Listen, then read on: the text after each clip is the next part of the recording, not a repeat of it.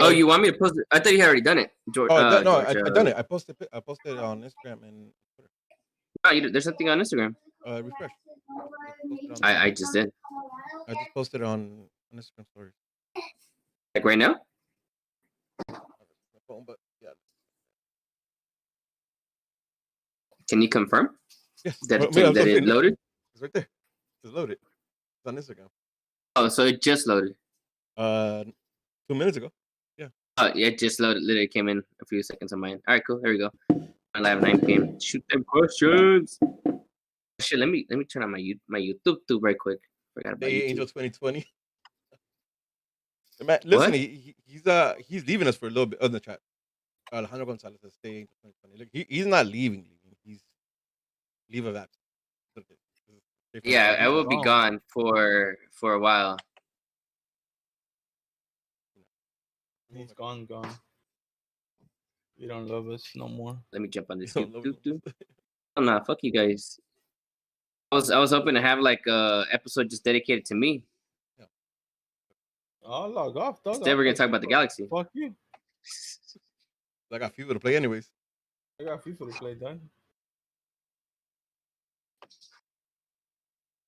Yo, FIFA's not launching until tomorrow at 8 a.m. What? Like the early release for FIFA won't launch until 8 a.m. tomorrow morning. That's bullshit. Hey, let's not talk about fantasy league. That one's gonna hurt me. Nah, you know what? I ain't mad at it. George needed a win, so I gave him a win this week. That's about it. I'm all right. I'm 1-3.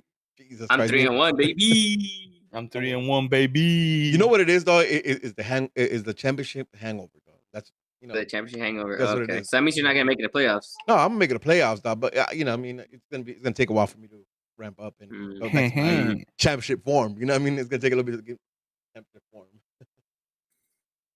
All right, let me go check this shit out real quick.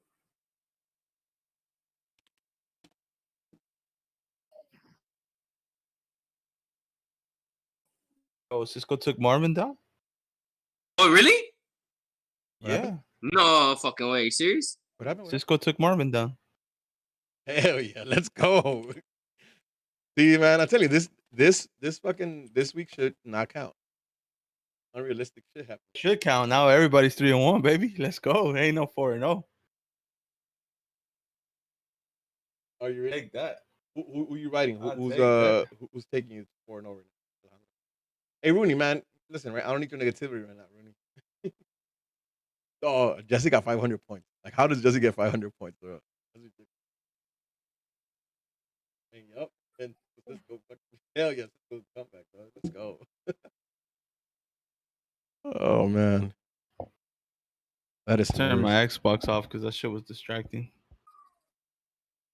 Yeah, I bet. How about Liverpool and dog, United, I'm Villa boys, dog. I've been telling y'all motherfuckers, dog. Aston Villa's the squad. Angel knows what's up. How about fucking Everton in first place in Sounds about right, dog. The right team in Liverpool are winning. How about party, dog? Party in London, dog. Let's go. Nah, chill, dog. You know what's funny? Masa knows that I've been fucked. Like I really like Jack Grealish. I don't understand how he's still playing at fucking Aston Villa. He's definitely one of my favorite players, and I've been following with like a year or two now that we started talking about him, Masa. Yeah. Still don't understand how the fuck he's still at the Villains. And he came up. He came up to Villa, dog. Championship, Jack Grealish. Yeah, I know. He brought him back from being relegated. I know that, but that's what I'm saying. How is he still there? No, it's crazy to me. That's tight. That's. I mean, I think he's there by fucking choice, though, right? Like I'm sure he doesn't mind staying there. But that's you gotta understand why he doesn't come and play for the Galaxy if he wants to be with a big club, right? Team, you know, big club, big club. You know, big club. You know, what is he gonna do with Manchester United? Come on, he gets spanked left and right. You can't go to Liverpool. They lose all the games. They get their asses beat really bad. You know, either that or go to Arsenal. Pick one of the two. So like Partey. You know, they have the money now. Yeah. Go with Arsenal. They have cap space for him now because they got rid of their dinosaur. Oh, Jeez. See that? Did you see the? They Oh, fired their I don't think mascot, I sent you the meme. I'm gonna send you the meme right now, Angel, because Yeah. that shit is jokes. Fool. The That's source fucked up, dog. Check. that he Peep, got to transfer to Tottenham. peep your phone, dog. All right. Peep your They phone. got transferred to Tottenham. Who? Gonna Oh, source? And the source. yeah. I'm watching my phone. Where'd you send it to me? Sent, bro. I don't know. Oh, damn! Yeah, I like that one. Rudy, look at this. I seen that. That's cold blooded. Hold on. Hey, no, Yeah, put it's it like, back to the oh. check seat. Put it back to the check seat. Okay, all right, hold on. Let me Okay, put this up yet. There you go. That's so cold blooded. Hey, what you think? What you think about Torreira to Atleti? Atleti though? I I like think it, that's a dog. good ass move. You know what? I'm sad, dog, because Partey would still be on the team, dog, if we wouldn't have signed Achacha, dog. Because Achacha been booty as fuck. Straight up, dog. But they have been playing Partey out of position too, though, no? Before Partey plays anywhere, dog, in the midfield. Nah, but his bread and butter is in the midfield though, right? Like it's center mid, not out left, because they've been playing out left. I seen him out left a few times. I thought I was tripping, but I'm just sad. Hey dog. guys, quick reminders: the 20 people on the chat.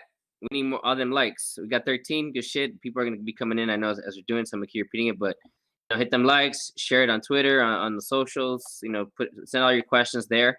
I'm gonna visit the questions there at the end of here. So I probably want to address many of the questions in the chat. So if you guys have questions about the game, send them over then, and we'll address it then. Hey, why is Brun all aggro with you? I said, what you do to him? I don't know what the fuck is wrong with that fool. What the fuck? I don't know what the fuck. Is it a FIFA thing or what? I was asking. That's what I'm asking. I have no idea what was going on. It seemed like he's expressing some kind of anger towards you. I'm not sure why. I'm not sure. Man, like Angel said, like Glenn, the modern rough day. Yeah, I don't know if Brenda's serious though, because if Brenda's serious, hey, I've seen myself throw hands before, so I don't know. Either way, let's not promote that. Either way, let's not promote that. Don't promote violence.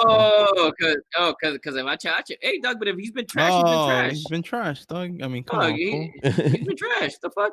Yeah. No, dog, but we cannot say anything about Mexican players. Go look at his Twitter feed. Go look at to Brun? Let me just say, just another underperforming Mexican, another soccer club, dog, that is not Liga MX. Take it how you will. You know what? And the Liga MX games this season have been whack. Dog, I've stopped watching Liga MX like 6 years ago, dog. Booty ass league. Yeah, I don't know what it is, but the games have been boring. Even I'm telling even you, the Tigres, we're talking about even the Saturday. Games, they were fun to watch.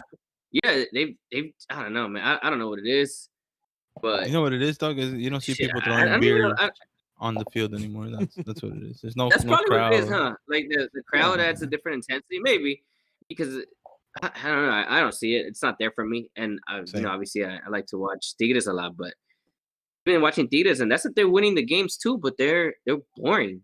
Mm-hmm. There's no. It's like, all right, cool, they won, but where was the fun in the victory? It's. Well, listen, I don't know. To me, we'll talk about it for entertainment purposes. For entertainment purposes, it wasn't there. Even the Galaxy is entertainment because it's entertainingly saddening and it's terrible. I don't know, just it's terrible. It's sad. It's depressing. It's depressing. We got 6 minutes. We got 6 minutes. We can talk about it. But there's feelings involved. Like watching Tigres to me right now, there's no feelings involved. I mean, I follow Tigres, but it's not like I'm invested in them, with my heart and shit. Yeah, I fuck with them heavy, but same shit with San Lorenzo. Like I fuck with them in Arsenal, but at the end of the day, shit, I'm not from Monterrey. I'm not from Buenos Aires. I'm not from fucking from London. So it's not the same thing to me. Yeah, it's not the same thing to me. I'm watching those games more for the entertainment. Obviously I want the teams to win because I am invested in some capacity, but not in the way as I am the Galaxy. So the Galaxy is just different. I expect some entertainment value when I'm watching Arsenal. Same thing with San Lorenzo. Same thing with with Tigres. Will anybody watch though, right? Because it's for entertainment purposes. It's not like with fucking Galaxy we fucking cry over it. Like we cry about it. I'm not saying you cry about it. So yeah. Cry about it. But it's Liga MX though. Most, at least for me, has been there, right? Because even like the Libertadores stuff. Like that's been more entertaining to watch. All the European stuff is like pretty normal except without the fans. But Liga MX just seems slow and like sloppier than it already was. I haven't enjoyed this season of Liga MX. I didn't enjoy the whatever cup it was before that either. Something about Guardianes 2020, whatever it's called. whatever that was. Yeah. That's what they're on right now. So you're talking about the little preseason tournament? Yeah, whatever that tournament was. Yeah. Yeah, gotcha. Yeah. Whatever it was. I forgot. Was it called Copa por Mexico or something like that? Something. Yeah, and before people think that it's like a bash at Mexican players, no, it's stupid because Tigres is mostly South Americans. There's one French guy, so it has nothing to do with that. We're talking about just the games and the players, and I don't even know if it's the players. It's just I don't know something about the game right now. It's just not. I don't know. It's not right. It's the league. More so the league. Yeah, exactly. Like in America, they're go with all types of players from everywhere else. So it has nothing to do with the Mexican player. No, it has to do with the teams that are heavily built of South Americans in their teams. And it's just I don't know. They're whack to me. The games have been very boring. All right, Chad. Kind of like watching Galaxy. All right, Chad. Go get your popcorn. Go get your Oreos. Go get your drinks. We'll start And those sound good right now. We'll talk about this. We'll talk about what the Galaxy did. How they did us dirty again. So we'll start in 4 minutes. What the Galaxy didn't do? What the Galaxy didn't do. Not there. I'm in a good mood right now, so I'll let you guys do all the negativity, and I'm just here for the positive vibes from you guys. Oh, positive vibes. Tomas Partey to London, and Lucas to Madrid, and positive vibes, dog. Hey, Masa, talk to me about FIFA 21. How you liking it so far? It's cool, dog. Pace is OP, but I mean, it makes sense. Like, I used to get frustrated when you had like a 90 pace striker or a winger getting caught up by like a 63 CB. That shit ain't happening this year. So, I mean, it's cool. You got to be better defensively. So I've been playing the 3 Nations objective, so like online friendlies or whatever. And I'm using my fucking my loan cards because the games don't count against them for those. But I came up against Ronaldo, like fat Ronaldo, baby card, right? His baby icon card. And I lost that match 4-3. And he just abused the pace, right? Because I have like 73, 72 rated defenders right now, in that 3 Nations squad. And with fucking and with the baby Ronaldo icon, dog, that will smoke me every single time from the midfield, dog. Like that he does a long touch and it's a wrap. That's the only thing. So I hear what you're saying, like how last year was kind of like the defense ability to catch up was OP. I think this year we might have a problem the other way. Until everybody has like a 84 rated. I'm just gonna throw this out there. I'm gonna throw hands like Brun said, but with Logan Jones. Why? It has to be the wildest statement I've ever seen in my entire life. My 29 years young of living. Orioles are overrated. What's overrated? Your fucking face. We can't even see his face. About Orioles like that. Disrespect. Can you see his face? I might back him up though. Sounds about right. Rudy back up everything though. Rudy thinks everything's overrated. Straight up. He shitted on George's favorite beer. Oh, Oktoberfest is trash, bro. I'm sorry. Oktoberfest is trash. I am sorry. Oktoberfest is not trash. Oktoberfest is trash, bro. And he's shitting on your Oreos right now. I'm not shitting on Oreo. I don't hold them as high as Adrian. Oreos are made with real cocoa. Nutritional fact. Yeah, nutritional fact. Yeah.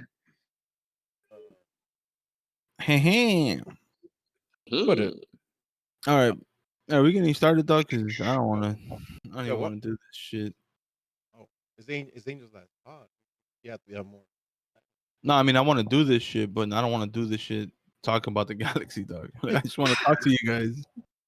Yeah, can we just do like story time and shit like that? Yeah, dog. Let's talk about fantasy football, dog, because it went well for us. Galaxy story time. Let's talk about the good times, the bad times. What I'm gonna miss, what you guys are gonna miss about away days. I don't know, with me, just in general. Let's do that. Yeah, fuck that. I'll give you your time. Fuck the Galaxy. I'll give you time with that so you can take it. But we do have to cover the Galaxy. So you're screwed. We got to talk about. All right, actually, let's just talk about it. You do? go into this. Let me lower this down in the volume.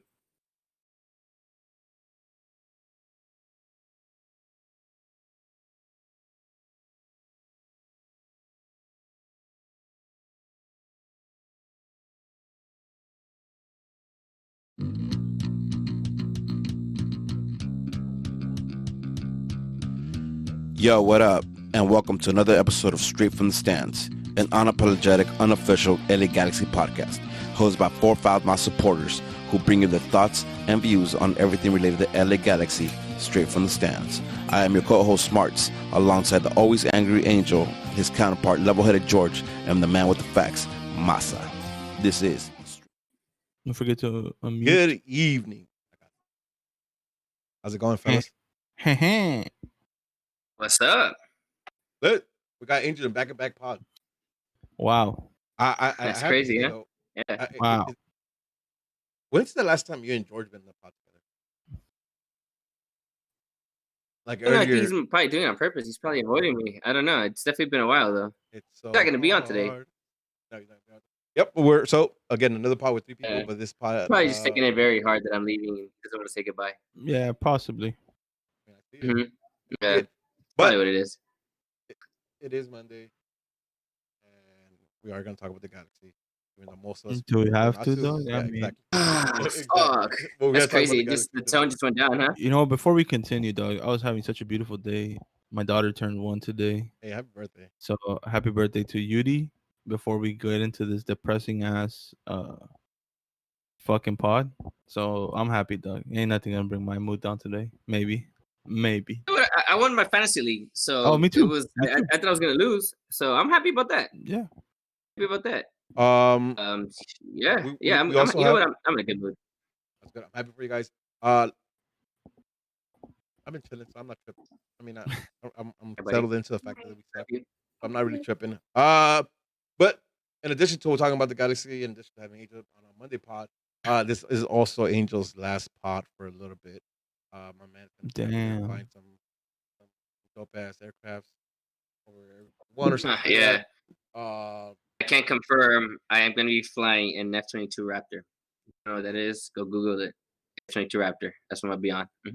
So it is Angel's last pod for a little bit. So make sure you get your questions out through our socials, Instagram and Twitter, because he will be answering them at the end of the show. So if you want to ask Angel anything, you want to get Angel pissed off, that's the way to do it. Make sure you guys wish him well as well, though.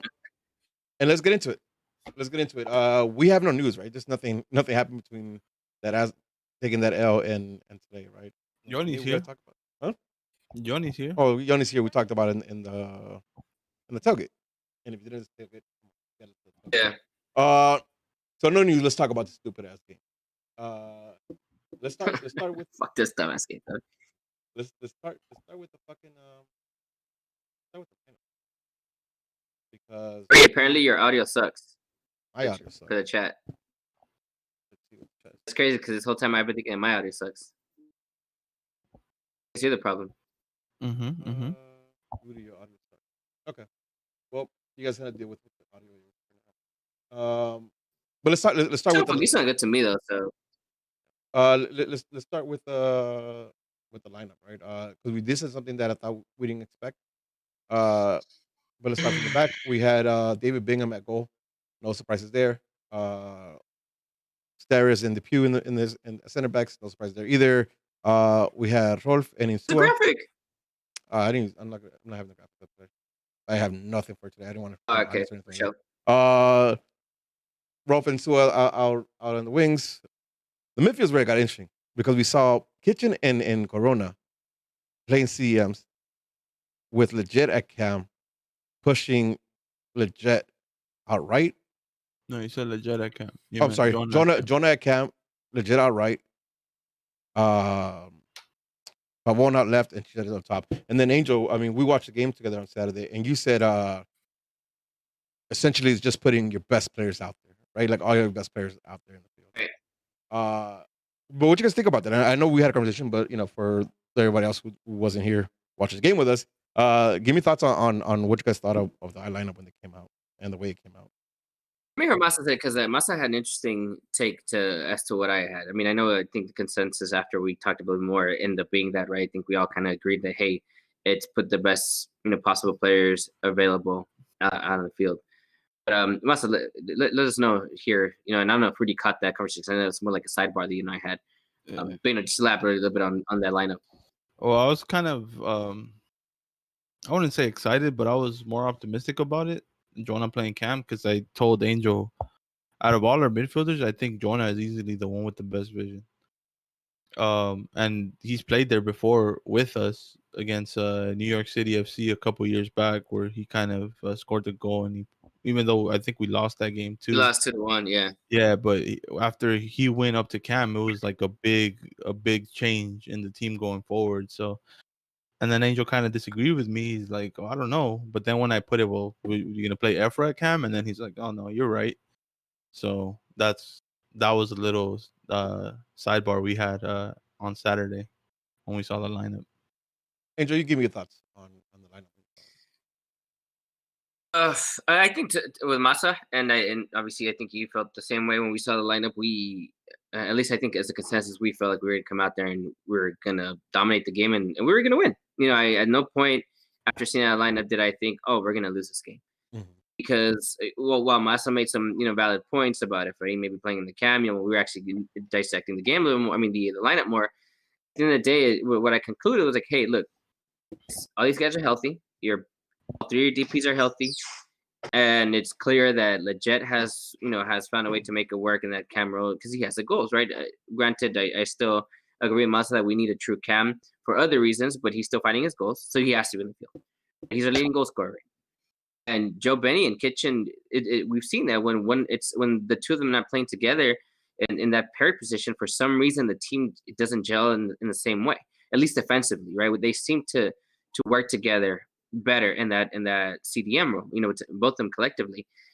So I saw that, and I saw Leggett out there. I'm like, Leggett, he can't play that wing. We understand that that's not his preferred because he always strips to the middle.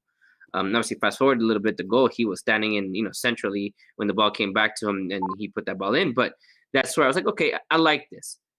Not necessarily because, hey, I think Leggett's a winger or anything like that, but it's finding a way to get our best available players right now on the field, finding a way to making them work. And in my mind, these guys are supposed to be good enough where even if they're not tactically sound because they don't feel comfortable in those ways, they're supposed to be better, player for player to the guy standing opposite to them, trying to defend them. They're supposed to be the better player. So I see that lineup, and I'm hyped as fuck. I'm excited. I think we were all excited because in my mind, like, listen, these guys are too good, to not dominate and win this game convincingly against at the time the last place team.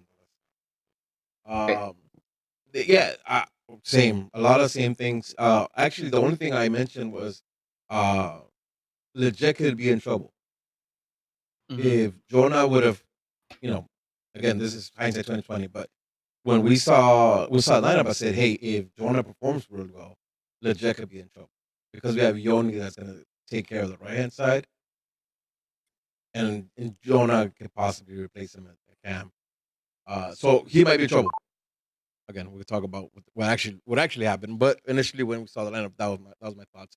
But we get into the game, and the game actually starts off well for us, right? This shit is crazy, bro. I was telling Angel the same shit, dog. I was like, yo, like, what is this team right now? Yeah. Like, punch him in the mouth early. George was fucking on it. Like, George, yeah.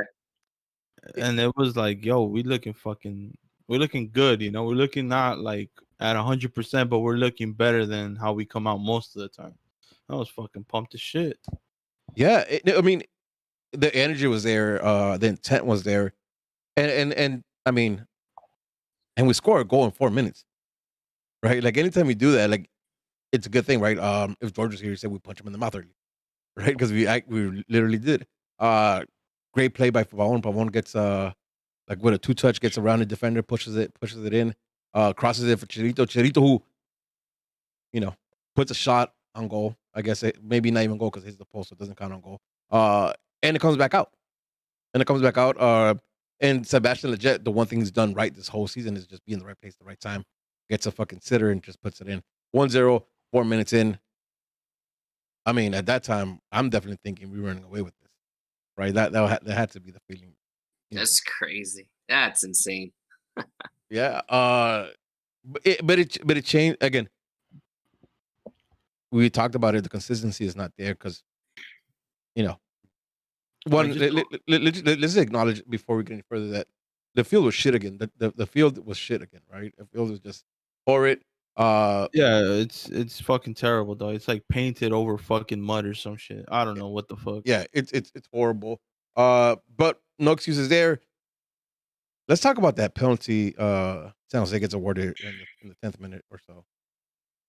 Because that was, I mean, I know at home when we were watching it, we all thought it was bullshit. That shouldn't have been a pen.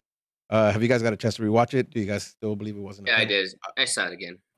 What are your thoughts? Thoughts change at all? Or you still think it's a 100%? It's not a penalty.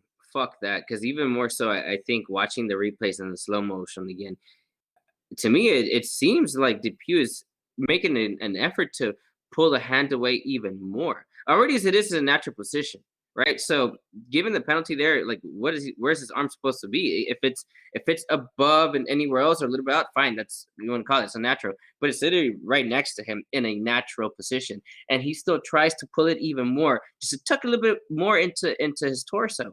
To me, I don't understand it. I don't get it. It's stupid. It's dumb. It was absolutely stupid to me.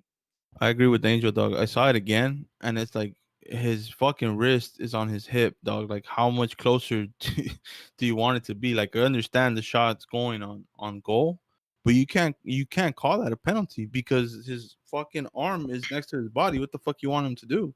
Like, where do you want him to put his hand? Agreed 100%. Who didn't agree with us? It was the ref. Even after check, and he saw it. Yeah, he didn't agree with it. Which was wild, man. Which is super wild. But you know what? Bingham had his one. Bingham checked off one box on Angel's check box or an Angel's list. Before he left. Angel since we got him Bingham, his required checklist for Bingham is block a PK, and then he has to punch him in the mouth.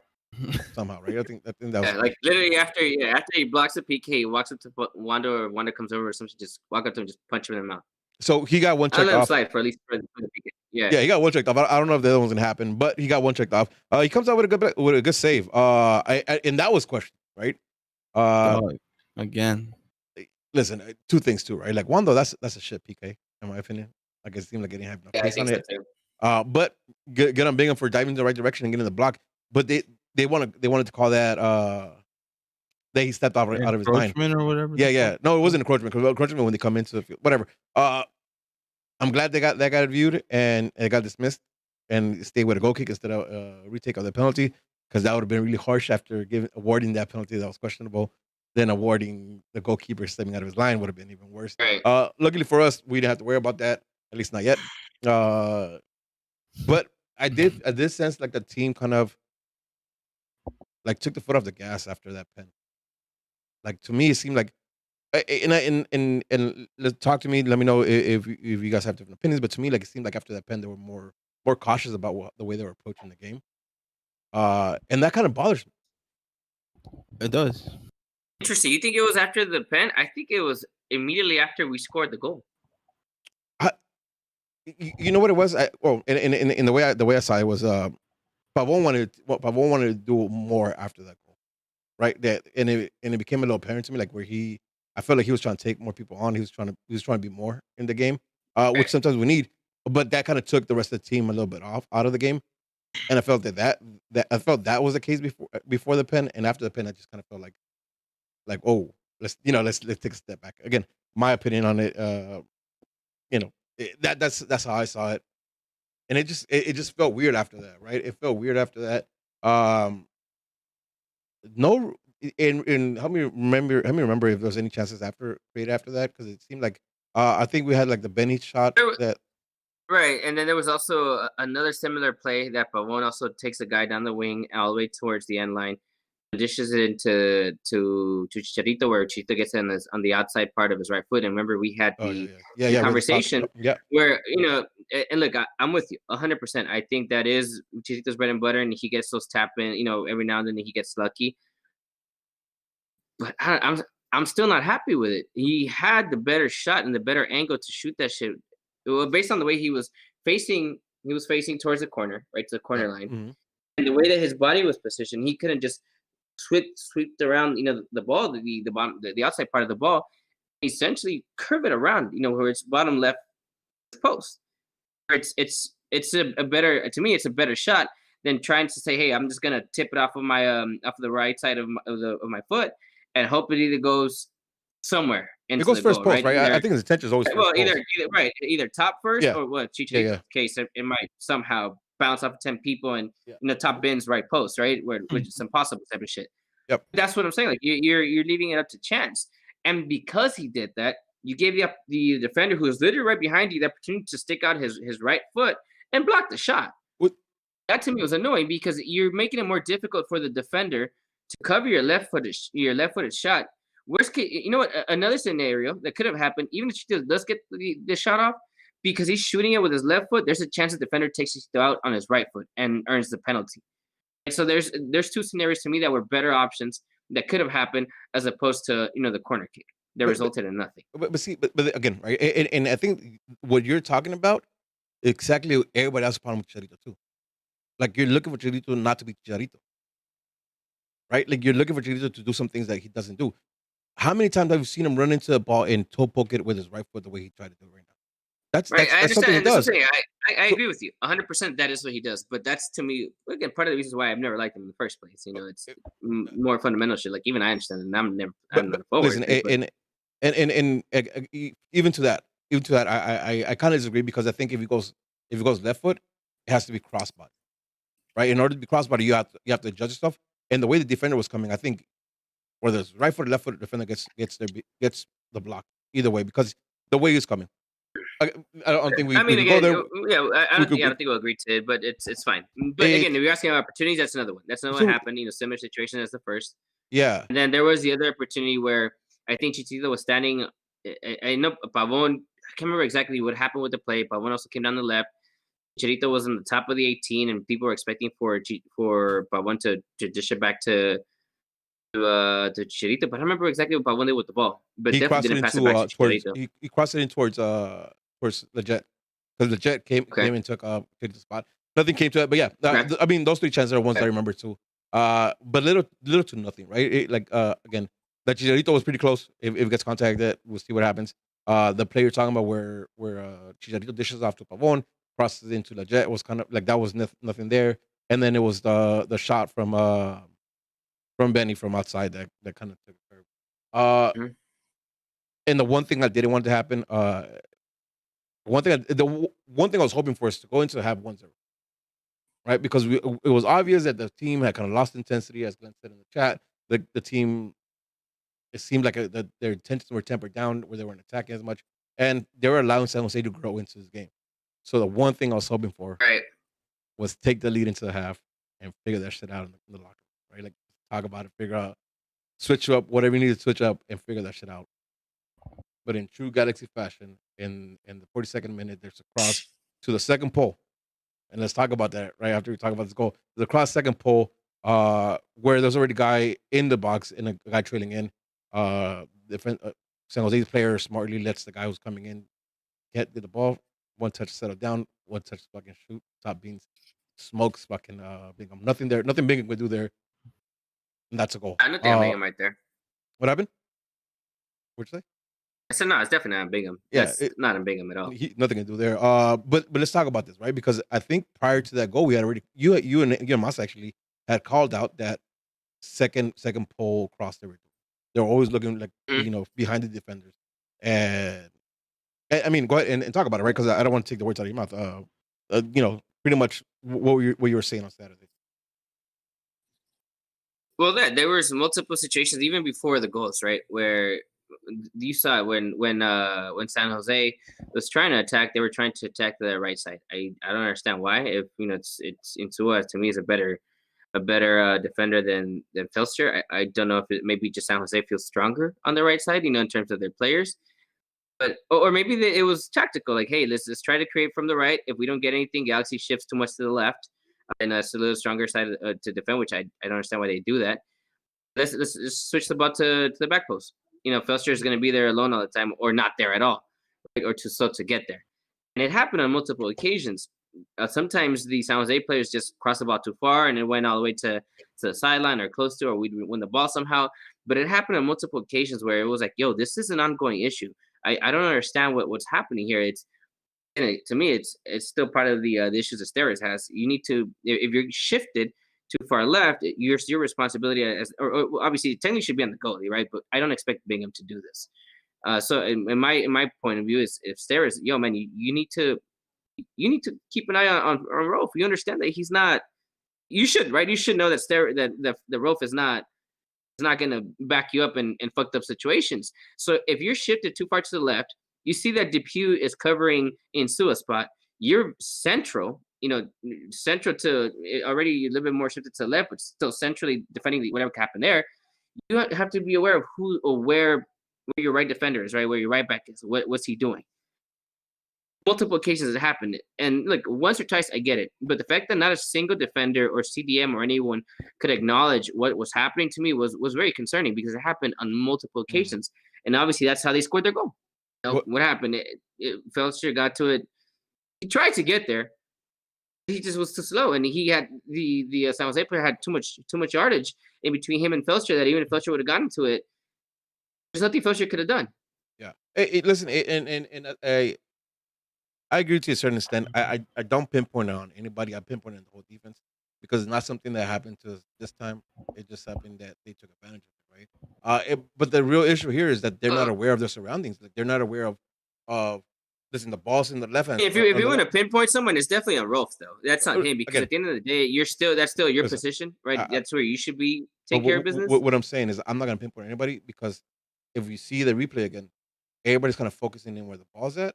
And nobody, absolutely nobody is aware of the surroundings. Who's coming in the backside? Who's coming in the middle? What did I say last week? No, in the midweek show, in the tailgate. What did I say about Steres? And you gave me a little bit of shit about him. I talked to you about his soccer IQ.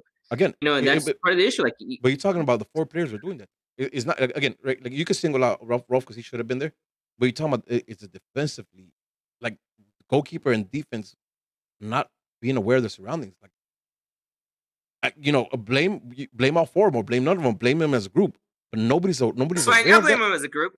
Nobody's there. Yeah. And again, right? Like, we've seen this so many times where, like, if they do a pass that's not directly in front of them, they get lost because they're not aware of the surroundings, right? And I think you had called it out before the goal, and after the goal, San Jose took advantage of that, because they knew if they draw attention in one wing, they could do a cross, a far second post cross, and chances are they're going to find space. Even if a player wasn't necessarily there already, they had enough space to run into the ball, to find the ball, because the Galaxy will shift too far without realizing, hey, there's a fucking half a field behind me that we're not paying attention to, which is a problem. And again, that's how the score goal is 1-1 at the half.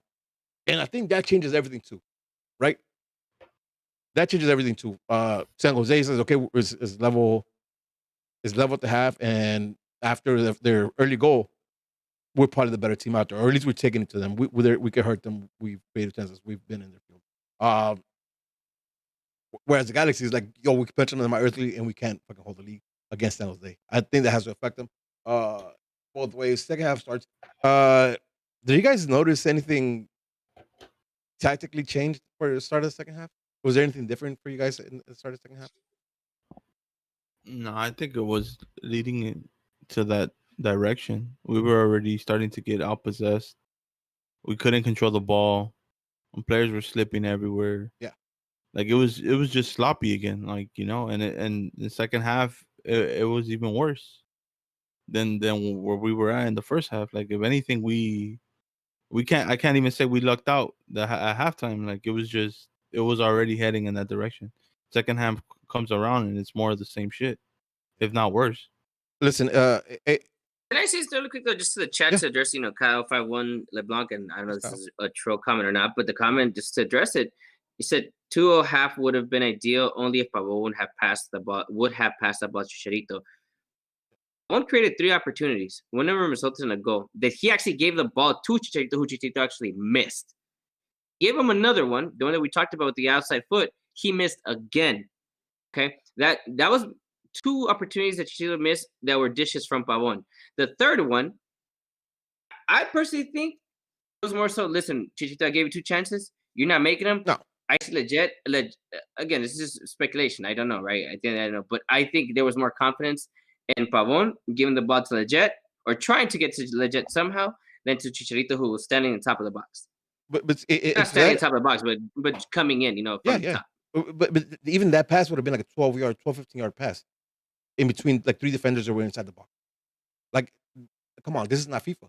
Like, you know what I mean? On a web pitch. I don't know, really. On a web pitch. I think you need to see it. Maybe the web pitch thing, I'll give you that. But I think you need to see that replay again. There was nobody in between. It was just there. Like, all you have to do is just give him a good weighted ball, and it's there. There was nobody in between. I'll go back and look at it. But the way I remembered it was one person to his right and then 2 on his left. I think it was. It was 3 people. Again, maybe so.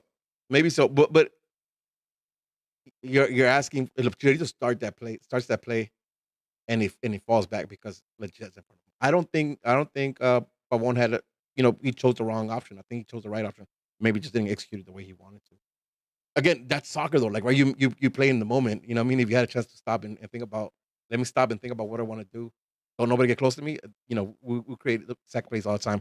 I have no problem with Pavon's pass to Legit in that play. And the same thing with Chicharito. He the one started off. So no problem with that. But the web pitch was an issue. But here's my problem with giving them that excuse. They played there about a week and a half ago, and it was the same ugly ass pitch. So why didn't we adjust for that already? Like, we knew that was a possibility they're gonna have shit pitch. Yeah, bring your cleats. But both teams are playing on the same. Exactly. So San Jose player ended up injured at the end of the game because of their fucking field. I'm just addressing the chat and the talks of web pitch. I don't give it to the Galaxy for that. Like, I'm not gonna let the Galaxy have that. It's not an excuse. Yeah, I'm not letting the Galaxy both teams played on that pitch, bro. It's not just Galaxy players slipping. Exactly. Like, that's not an excuse. You adapt. Listen, and I think part of this was part of 4 yellow cards for a team was partially the web pitch, but 4 cards on a rivalry game, quote unquote. It's not bad. But let's talk about when it did get spiced up though. Around the 60th minute. Yeah. Around the 60th minute. Like the only positive, Doug. Well, here, and I want to talk about it, right? It's around 60 minutes. I think it was Rolf that puts in it was Kitchen that puts in a challenge. The ball gets it gets split. Corona slides as well as San Jose player. Don't ask me who. Bitch ass Lima. It was Nick Lima. It was bitch ass Nick Lima. Yeah. The both slide. They clash. I don't think there's nothing there, right? No. In the separation, Lima kind of throws his hand on Benny's chest. Benny kind of smacks him, and then shit pops off, right? Because was it Wando that approached Benny? And then Chicha come over there and pushed Wando. Yeah, Wando came, yeah. And then Pavon was there, and then Pavon pushed Lima. Wando came running. He pushed Pavon, and then Chicha came out of nowhere, just shoved Wando out the way. Like, what the fuck you doing? And listen, all right. Yeah, and it was intense. Like, and we talked about this, when we were all together. I fuck with that shit heavy. Like, I like Chicha just for that alone right now. Like, that's to me, that's the only saving grace, that he had that spark.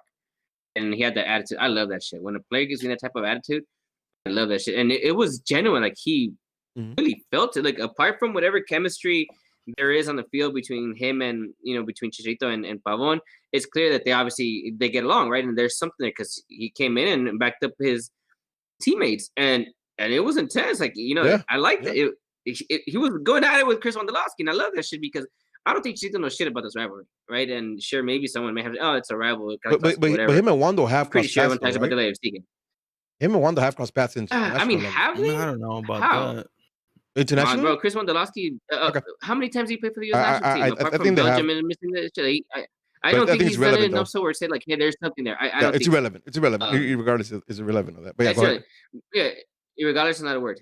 Regardless, but I think it's more of what was going on the field. Like, he's seen Nick Lima push Joe Benny, and then when Pavon came in, he seen him shove Pavon. Chicharito was like, "What the fuck?" Like those are my boys. Listen, it was dope because like they was I face to love that face, shit. Like, and yeah, they literally had to get they had to get separated, aggressive. right? Yeah, You know how usually they come in and kind of somebody taps them and everybody kind of backs off. Like no, they really had to separate Chicharito and had to pull him back, which I thought was dope. When that happens though, right? And you both are here and you guys attest to this. I said we're winning this game. I think this is gonna give us a spark that we need right now. Everybody's gonna be fired up and we go out and win this game. Yeah, I think we all agreed. Like, yo, this is maybe the spark that we need. Yeah. Consensus, yeah, everyone there, we unanimously agree with you. Like, yeah, I think 100%. Like, oh, that's it. We're about to turn it up. We're about to turn it up. And it lasted like what, 2 minutes? The energy lasted like 2 minutes. Really? That's crazy. Yeah, right. Man. Around the 66th minute, we have the first sub, and to our surprise, it was not Yoni. It was Joe Corona for Efra. No. It was Efrain for Legit. No. Joe Benny comes out first. Yeah. Joe Benny comes out first. And For whom? Efra for Joe Benny. Yeah, Efra for Joe Benny. So they dropped Jonah into CM and they put Efra at camp. Now we had a problem with this. Okay, my bad. Yeah, my bad. Both you and Masa weren't fans. Oh, you're right. Okay, yeah. We were. I remember we were both of you guys were not fan of it. So let's talk about that. Like, why were you guys? Why didn't you like the change? I mean, Masa, I'll let you take this one. We've seen what Efra did this year, right? Against Portland. It was a one-off game. One game. And Efra's been giving so much opportunity. Yeah, he's had a couple good through balls, but I mean, you have Johnny on the bench, bro. Like, you brought him in and he's a pacey winger, and he comes in later, but you're not gonna give him the benefit of the doubt or the time to bring in a player who, to me, hasn't proven anything. And to be fair, I've been over the hype already, like since last year. So you have Corona, who could give you an outside shot, which he did in the first half. I mean, maybe it was a yellow card thing. I don't know, because the field was fucked up. But I wasn't a fan of the move. I didn't think it was going to help the team in any way. See, sorry. And to be fair, like, Legit is on the wing, so just put him at cam, where he's been excelling, and you just throw Johnny on the wing. Like, that was the move. At least for me, that was the move. I disagree with you when it happened. Right when it happened, I disagree with you because I thought what we needed was somebody who could find a pass to connect into space. Right. And for everything you said about Efra, which I don't necessarily agree with everything, but he's not lighting it up for us, so that's fair. But he could ping a pass. Like, that's one of the things I've been talking about a lot about him, is that when he gets some space, especially when he's lying down deeper, he could find a good pass. So I figured that's the case, right? Like, that's the case. Exploit that. Like, have Pavon run at the backs of defenders, have Chicho try to run at the back of defenders, and have Efra ping a pass. Unfortunately, for the he didn't really do that. Like, and I don't know if it was because he didn't get the ball in the right positions. The whole team didn't really perform that the whole second half, so he's just part of that as well. But he didn't. So, but I didn't think it was a bad move when he first came out. I do agree that it's surprising to me that Yoni wasn't included in that. Right? Like, if that was the move, I thought it was gonna be Yoni first. And if it wasn't, it was Efra coming in. I thought it was Efra and Yoni should have came in together, right? Because we needed something different. Yeah, see that I would have been okay with that. My bad, Angel. I would have been okay with that. Yoni comes in, Efra comes in, right? Because you said Efra could ping a ball. Mm-hmm. I'm not gonna disagree with you there, right? But how are you gonna bring Efra in again to control the game? Possibly he could do that. He cannot do that. Let me tell you, he can do that. That's what I was say. Oh no, hold on. My point to make, right? Possibly he could do that. I don't know if he can do that, but he can't ping a ball, right? But then you're going back to, you're going to bring Efra in to ping in the ball to the only fast player on your team, which is Pavon. So then you go one-dimensional again. So if you're going to bring Efra, then you should have brought Yanni in, so Yanni could do it on the other side. There was no point of bringing Efra in, and then Legit can't run at defenders, at least not with the pace that Yanni could give you. So that wasn't the right move. At least not for me. Yoni should have been the first sub, and then okay, you take out Leggett or you take out Corona, and you bring in Efra to ping the ball to your two wingers. Then something might have worked out, but that wasn't the move. At least not for me. Efra and Yoni coming in together, it could have been the right move. But I agree. And then Angel, go ahead. Just don't get into Yoni right quick.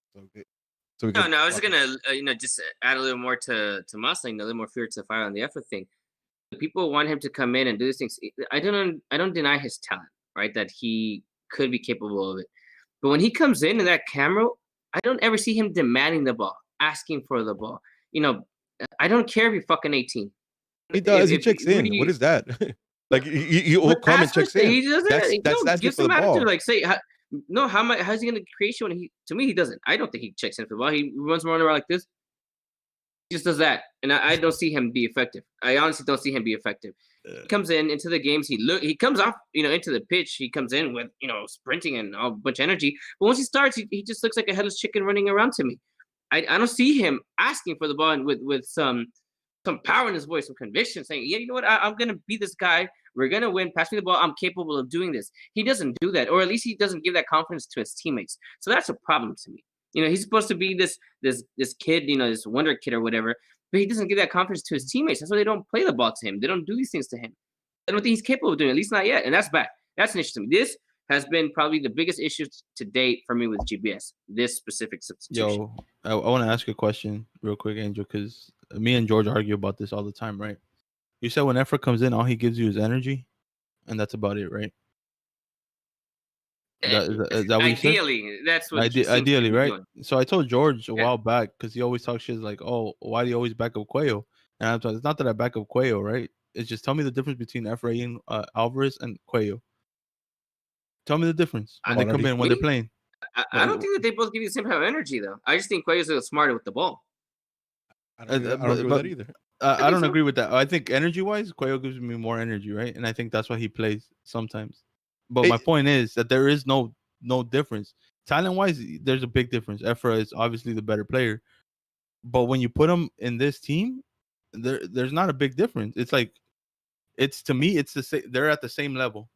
Hey, man, not one is better than the other. Here's my argument to that. Fair. Here's my argument to that. Like, just again, this year I've been big on saying, like, because almost every game I see.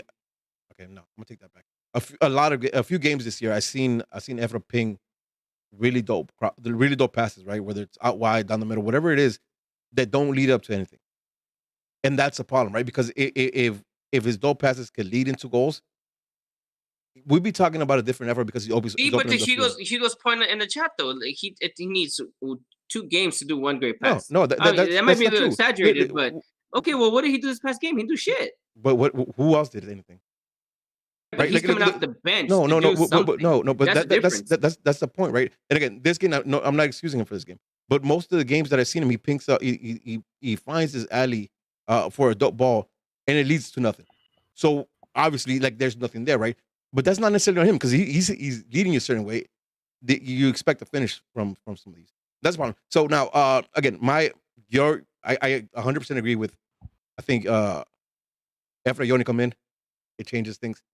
Just after coming in, I mean, it didn't do that. My issue in that substitution, I understand 100% why Corona was the one that's going to come out. Yes, yellow card accumulation. The way that field was going, fucked up. Like I think we talked about it. Was a Kitchen the one that got a yellow card that he completely slid. Like it was accidental, but he got a fucking yellow card for him. Like, what the fuck? Are you serious?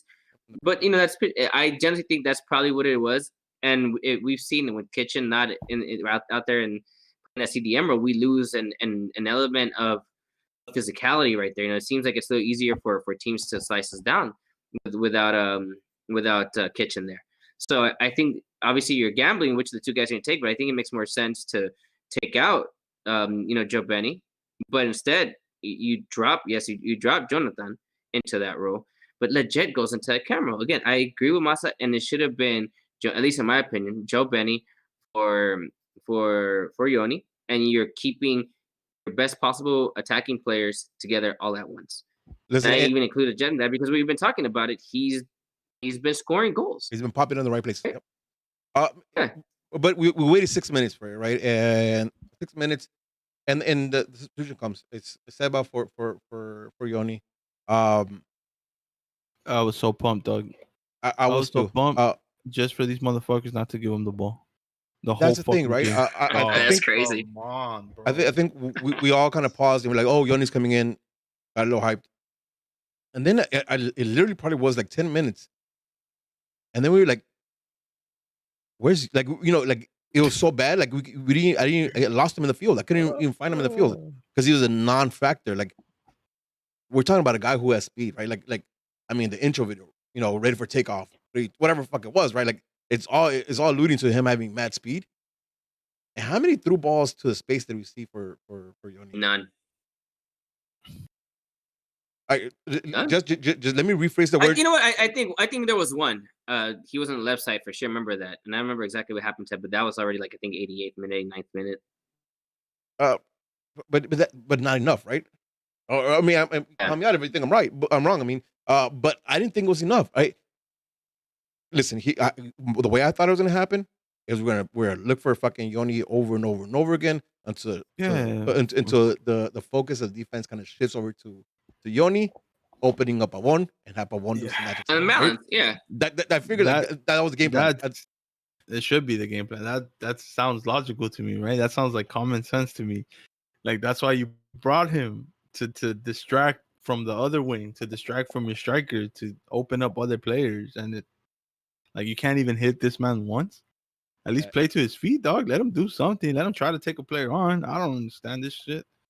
That would have been the first thing I want to do. Like, shake out your jitters, fool. Like, I know you haven't played in a long time. Here's a ball.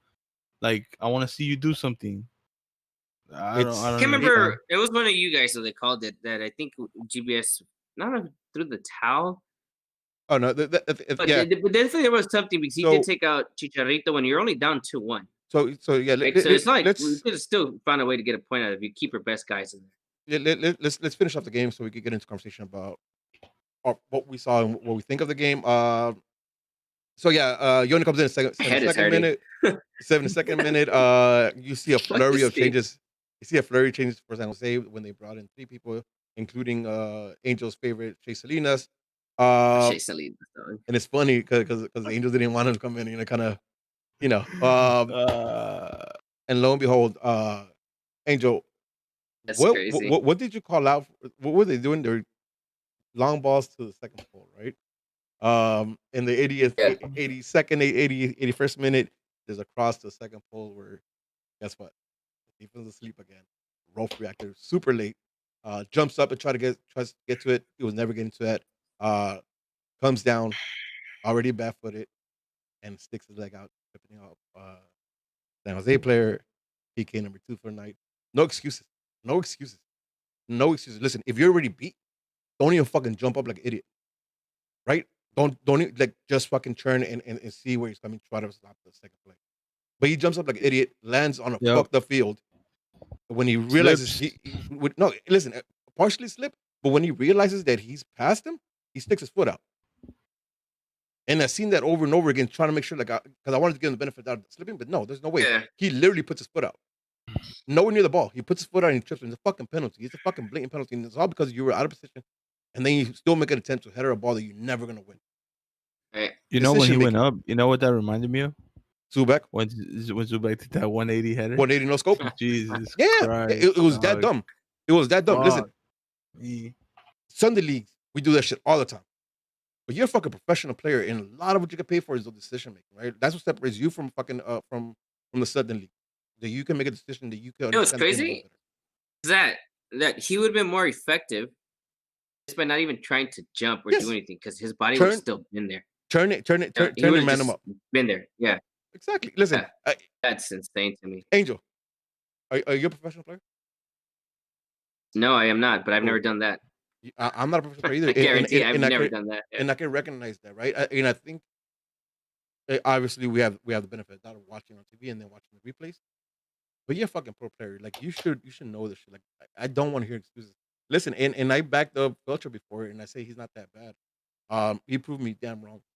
This game, right? Because they were attacking his side over and over and over again. And he never realized that they're attacking my side through my back, right? Like they're finding my back. They never understood how they were attacking his side, right? That's different. It's because if they were just attacking his side, it means that they'd be. no. It was But just it's obvious behind. that they found the weak behind link. That yeah, exactly. They keep crossing and switching the ball to your side. Why are you not reacting and realizing? Again, this is also part where I don't only just blame him. I also blame Steris and I also blame the whole defense Bingham because but again, it's hard for me to fine, we'll say the whole defense, but it's hard for me to say Depew and it's hard for me to say Insua because Depew, that was not his role and that's not where he's defending. He's out there being effective where the pressure's coming from. And same thing with Insua. So what is Steris' job, Bingham's job, and Phil's job? To be out to cover the open spaces.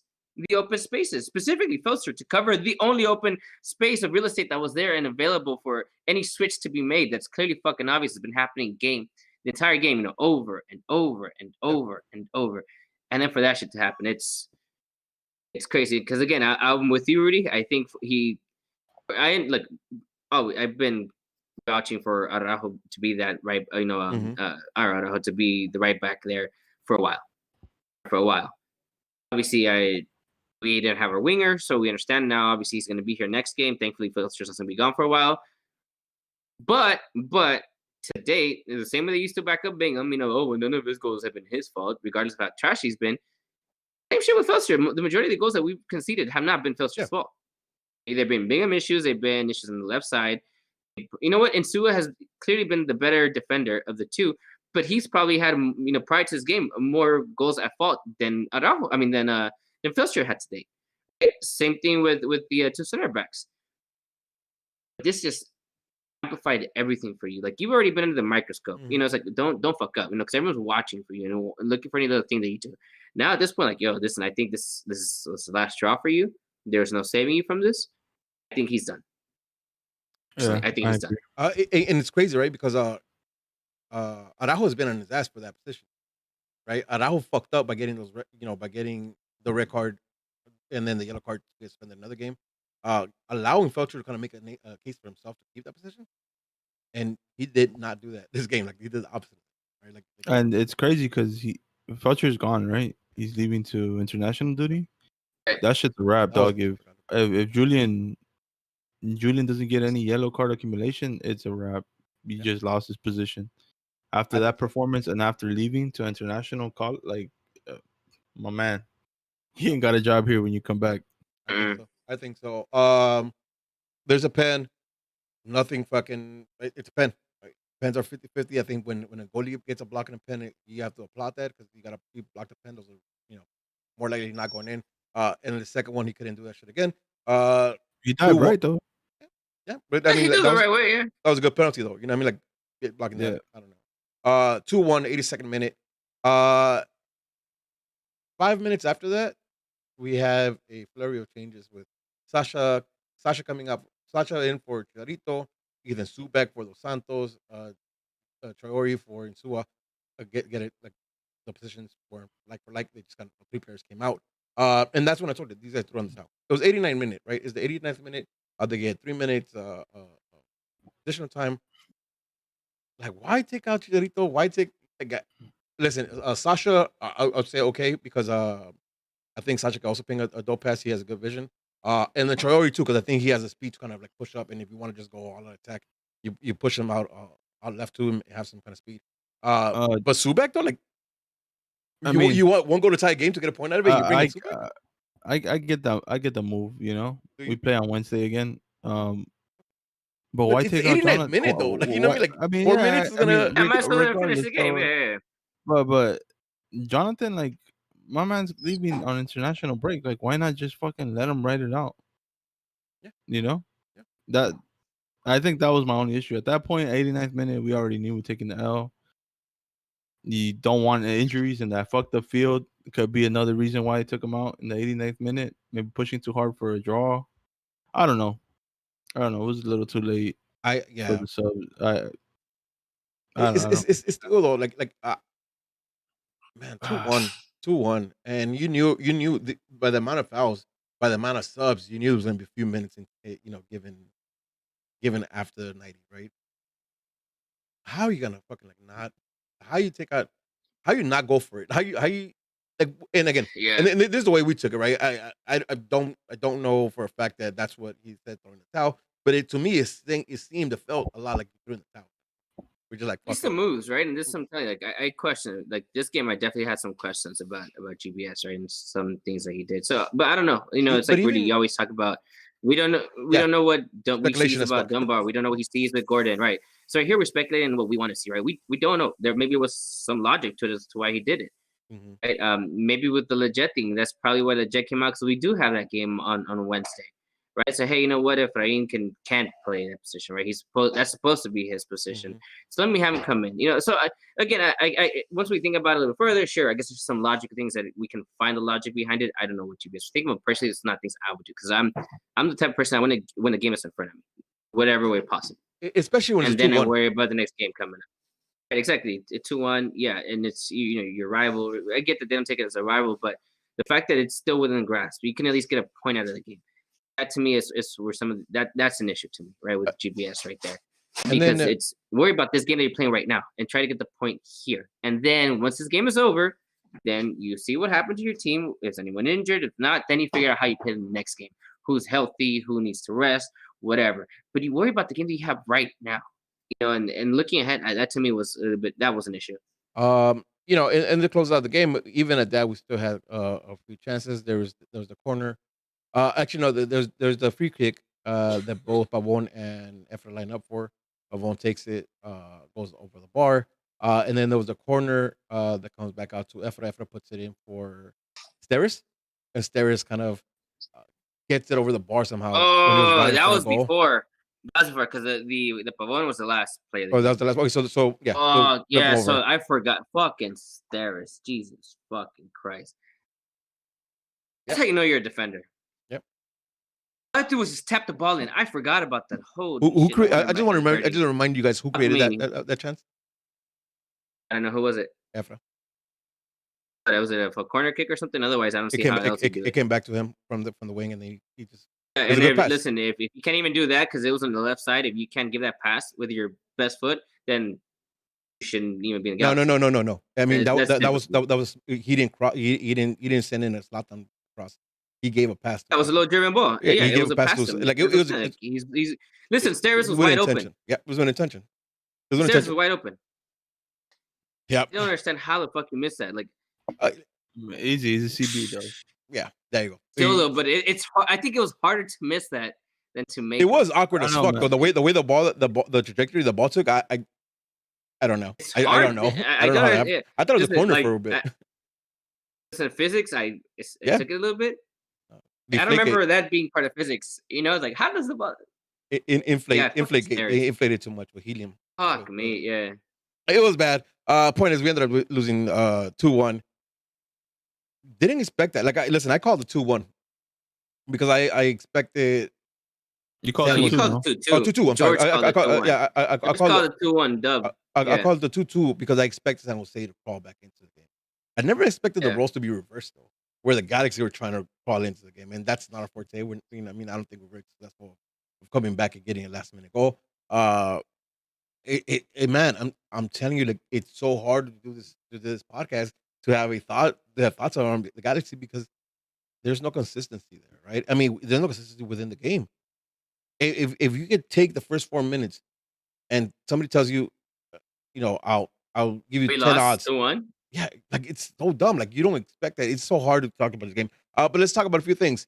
Once again, we have to talk about Portland right quick because we played on Wednesday. Yeah, we'll talk about that right now. I just kind of want to talk about just kind of final thoughts on this game. It's another game with Jonah and Chicharito in the game.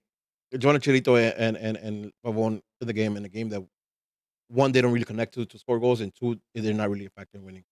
Where's the problem? In your opinion, where's this problem? We have our best team, our best players out there, and we still can't connect. What's the problem right now? We don't have a cam, dog. I've been saying this shit, bro. Like, this is not something new. Who connects the passes? Who connects the team together? No one. Cool. So here to Angel then. We don't have a cam, but isn't it GBS to figure out what to do because we don't have a cam? Like, there has to be some kind of tactics. And we still booty. But this, right? This is what I'm saying. Like, to me, this game today, not today, but the San Jose game that we're talking about, it's I don't understand how people give GBS so much shit, right? GBS he found a way to have the best available players, Don Tunney, and we understand why he didn't start, be on the fucking field together at once. Listen, put me in as a coach type of shit. I would have picked the same fucking players. I guarantee you, fucking Pep Guardiola would have picked the same fucking players. Because on paper, these guys are supposed to be player for player better than the opposition.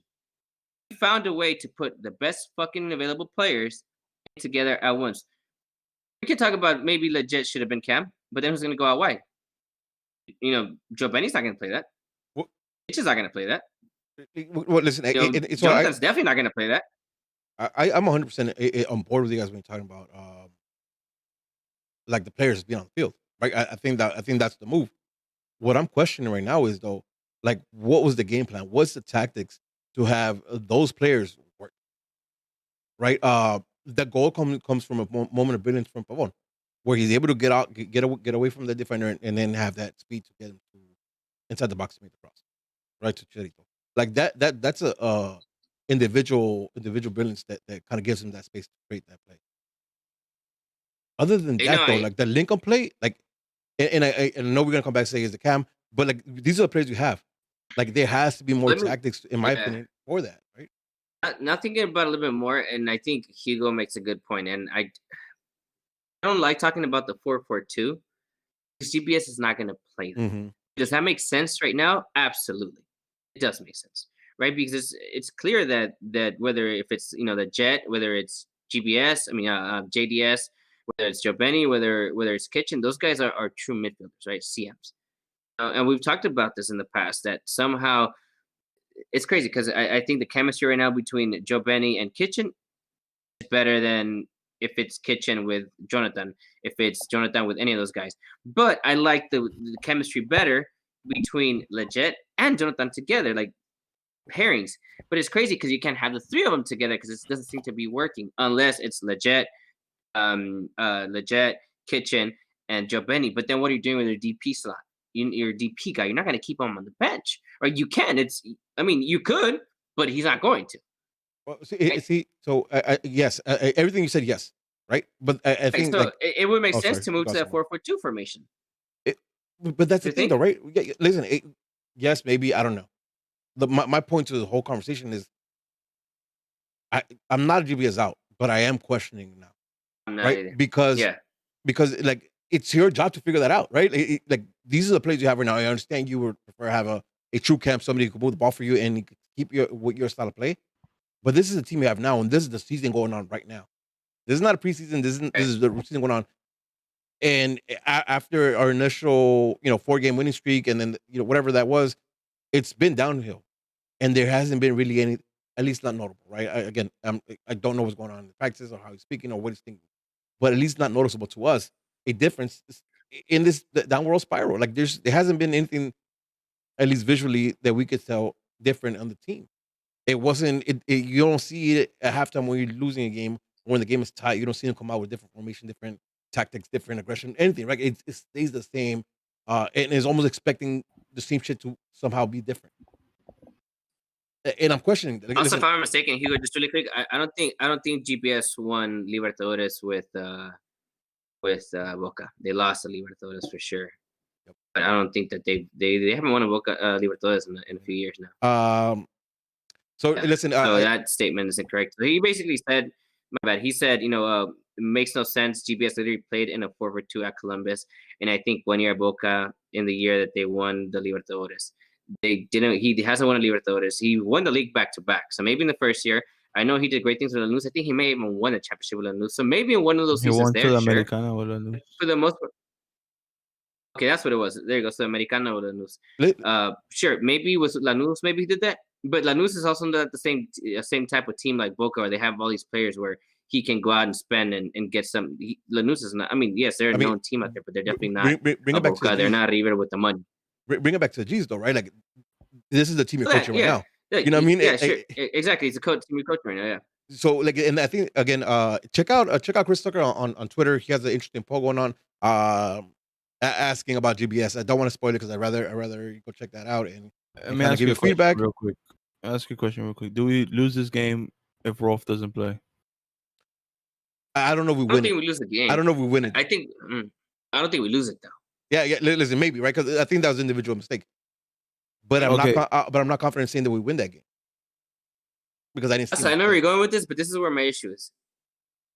After those first 4 minutes, we conceded the entire game in San Jose. I know we've talked about possession lots of times, and it's not the same thing you're possessing without intention.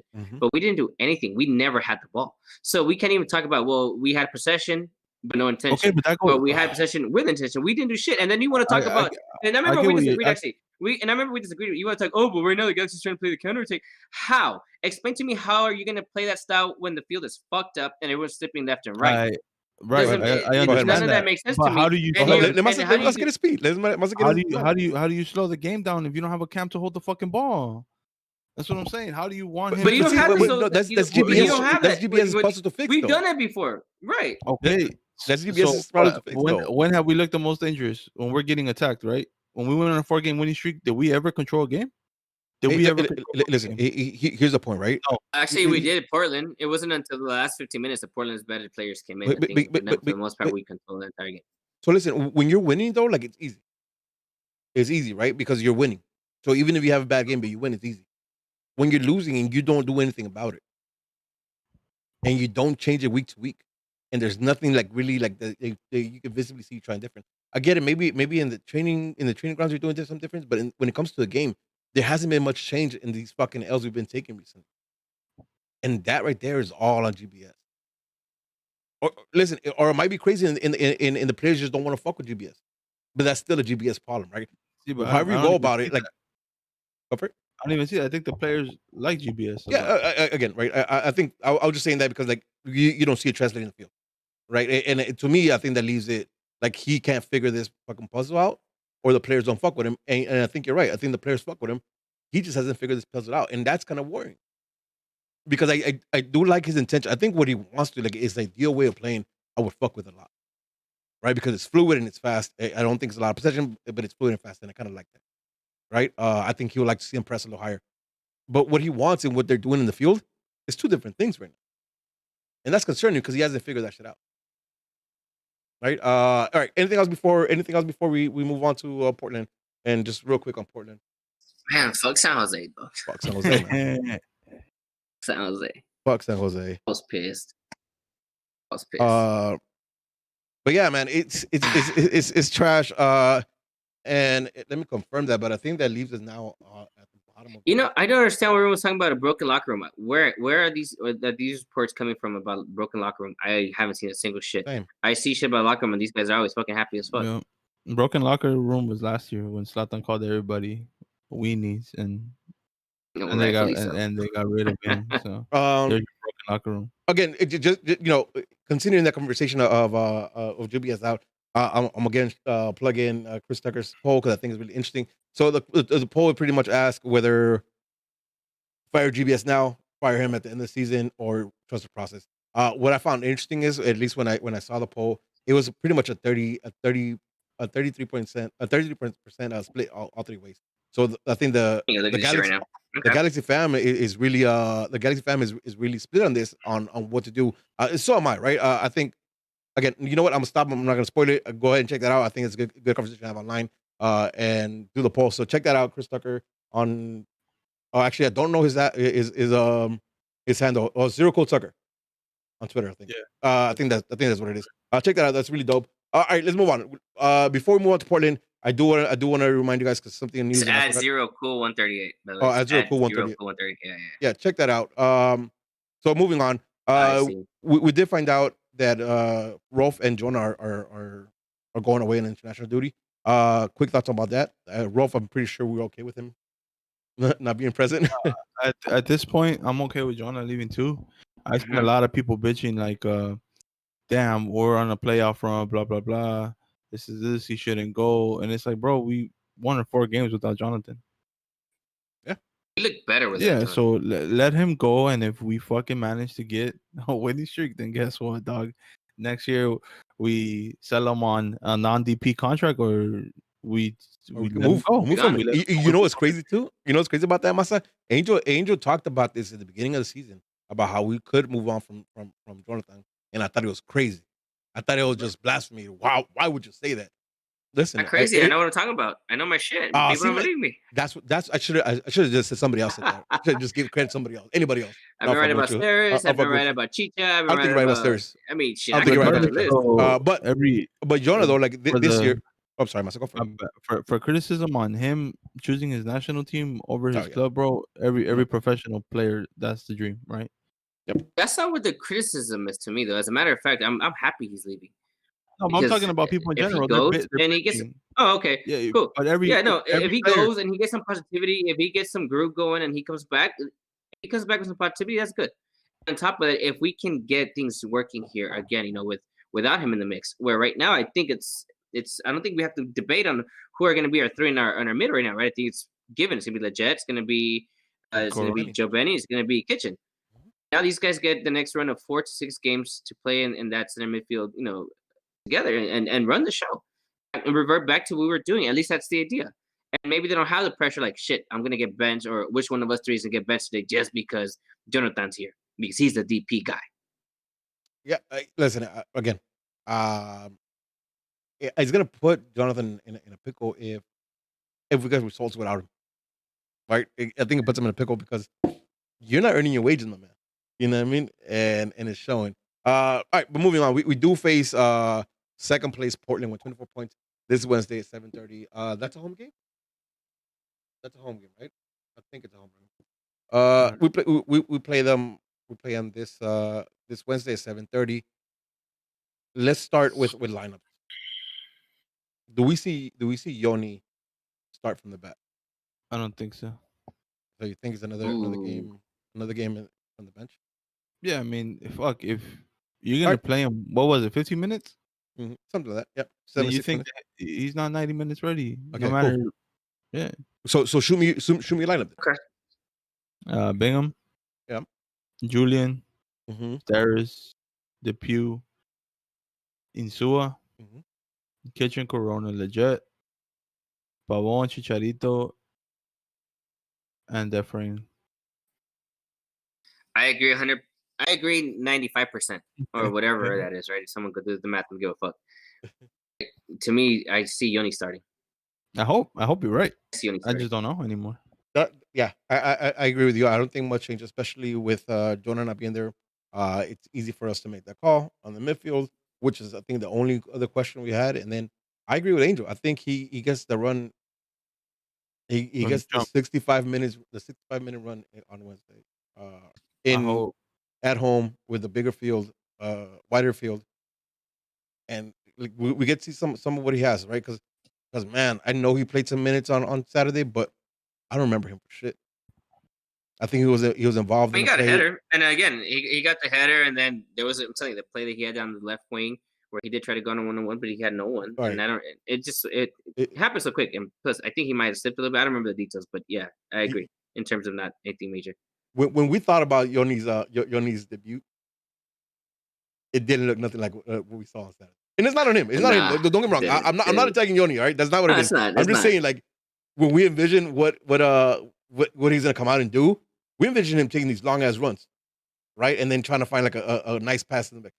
What are you seeing on that? So again, I think he gets 65 minutes. I'm with Angel. I think he gets 65 minutes or so on Saturday, depending on how he's feeling.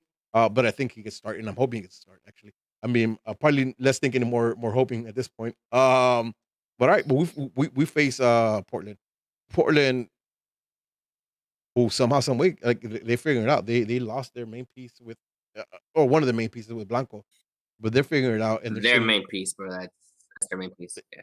But, I would say it right, like from my perspective. But they also have other players. But they lost Blanco, who I think cares a lot. But they're still figuring out a way to get it shit done, because they're 3 points behind.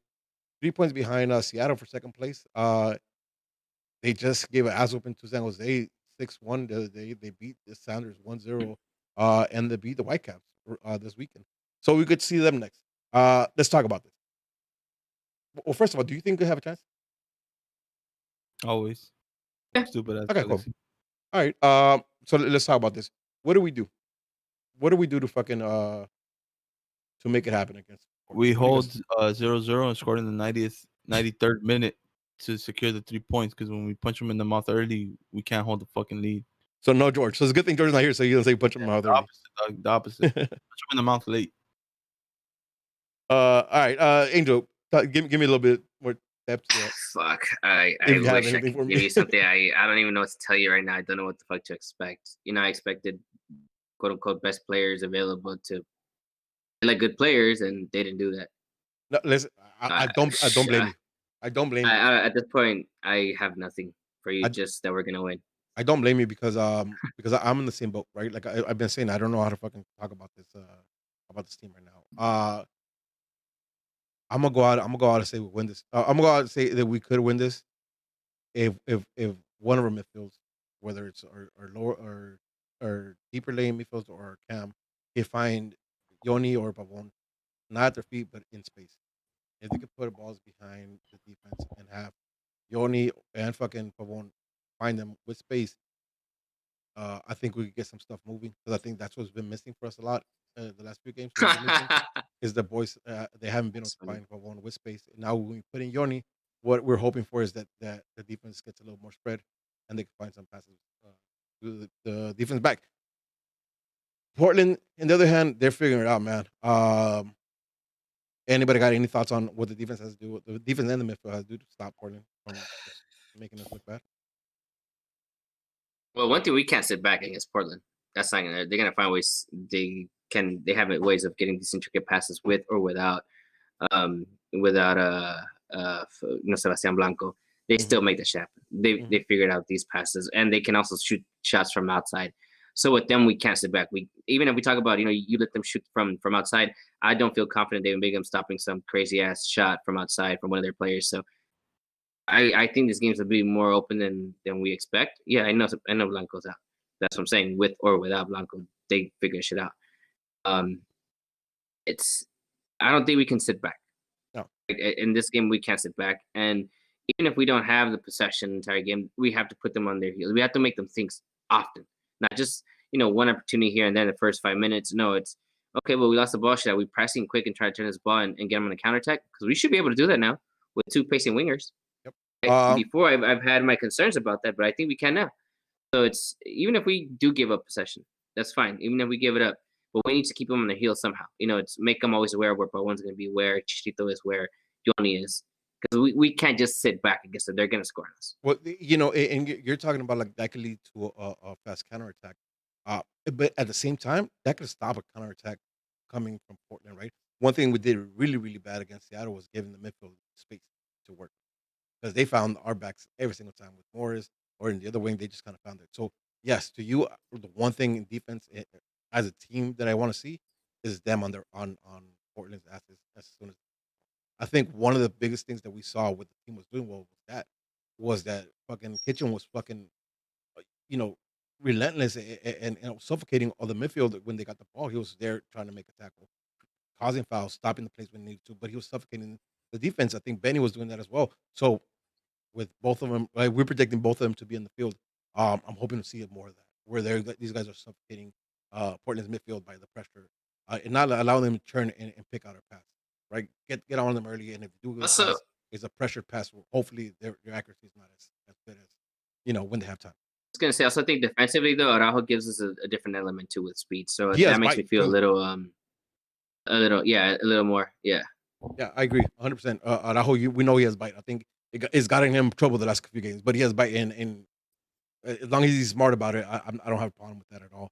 All right, I want to make that quick so we get some time to talk about you and where we're going and answer the questions. So let's talk about predictions. I'll start with George. George sent it in. My man, I got to check in on him. I'm gonna give him a call right after the show because he sent in a 0-0. He understands Bingham is on our team, right? And 0-0. I don't know. All right, so we could just go ahead and skip over that. George calls 0-0. GG as fuck. Masa, you want to go ahead and hit me with the prediction? Damn, put your head down. All right. 3-2 Galaxy, dog. We're sick. We're sick. We're sick individuals. We're sick. I'm sick, dog. We're sick. In the head, dog. Like every year, I say I'm not gonna play foot ever again, dog, and I'm playing foot right after this shit is over. So 3-2 Galaxy win. Chicharito gets one. Pavon gets one, and Yoni's gonna dance some fucking cumbias. Let's go. Hard as fuck, dog. On the third goal. All right, Angel, talk to me though. Come on, use the tactical training Fuck and tell this. me what we're gonna I'll do. go 3-1. Hell I'll go 3-1. Portland, I say David Bingham on goal. Yeah, David Bingham on goal. As always. And fuck, you know what? Chito gets a brace, and Yoni gets the other. Fuck it. Fuck it. Yeah. Oh man, it's gonna be 4-3. Rudy? It's gonna be 4-3. Galaxy's winning. Why are we doing this to ourselves? Goddamn. It's gonna be 4-3. It's gonna be 4-3.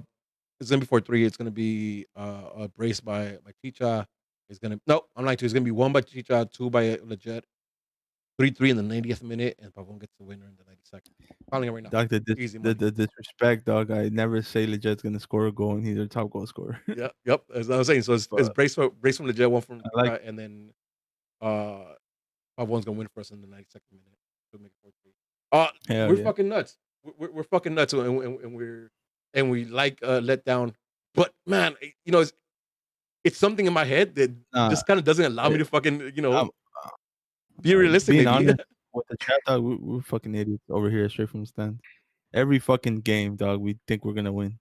Like, I don't know. Listen, again, and most of you guys fuck with us for a minute, so you know, it's hard for us to fucking call anything else. But we talk about it. We talk about anything else. So if you guys want, you know, take it with a little grain of salt, you know, with a salt on your ass, because you know it's hard for us to call a fucking. Well, I'm saying that because it's, you know, I'm not gonna do a prediction in a while. I mean, maybe if we do a midweek show somehow, you know, I can probably do just phone them in. Just phone in your predictions, baby. Yeah, whatever. Just yeah, you know, do that. I can do that. That's fine. Yeah. All right. With that being said, I think we're gonna move into actually, yeah, let's move into asking questions. But before we ask the questions, I kind of wanna talk about keep hope alive, baby. Keep hope alive. No, that's not what I wanted. Banger. That's not what I wanted. There you go. Now we have Angel. Angel, Let's do these questions first, though. Yeah. Okay. Cool. Let's go into the questions. You have them both on Instagram. Yeah, let's knock it out. Yeah, let's knock it out. Yep, so Twitter right now. So Glenn _, you know, George. Glenn _2NZ121. When do we call it? Panic button, or do we give the team a full game with YG in the lineup? YG 400.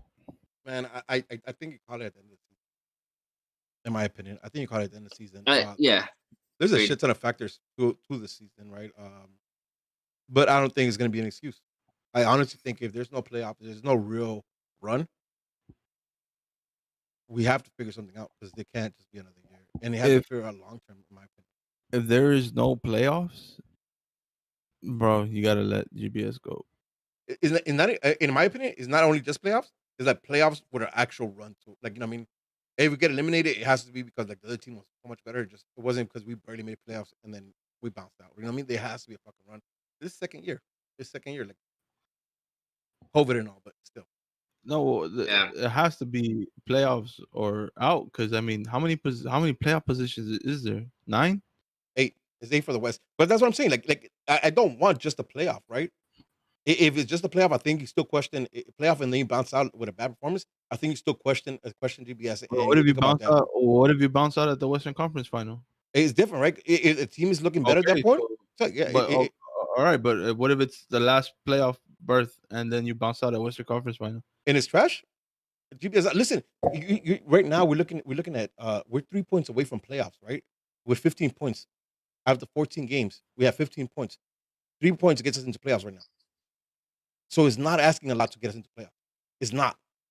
If you're not putting up a run in this year with all this shit going on with the players you have, there's a problem. And I called it out today. I told you, like there's a puzzle he hasn't figured out. And if he doesn't figure it out and he doesn't make a playoff run for us this year, I think you have to question him, like, you know, severely.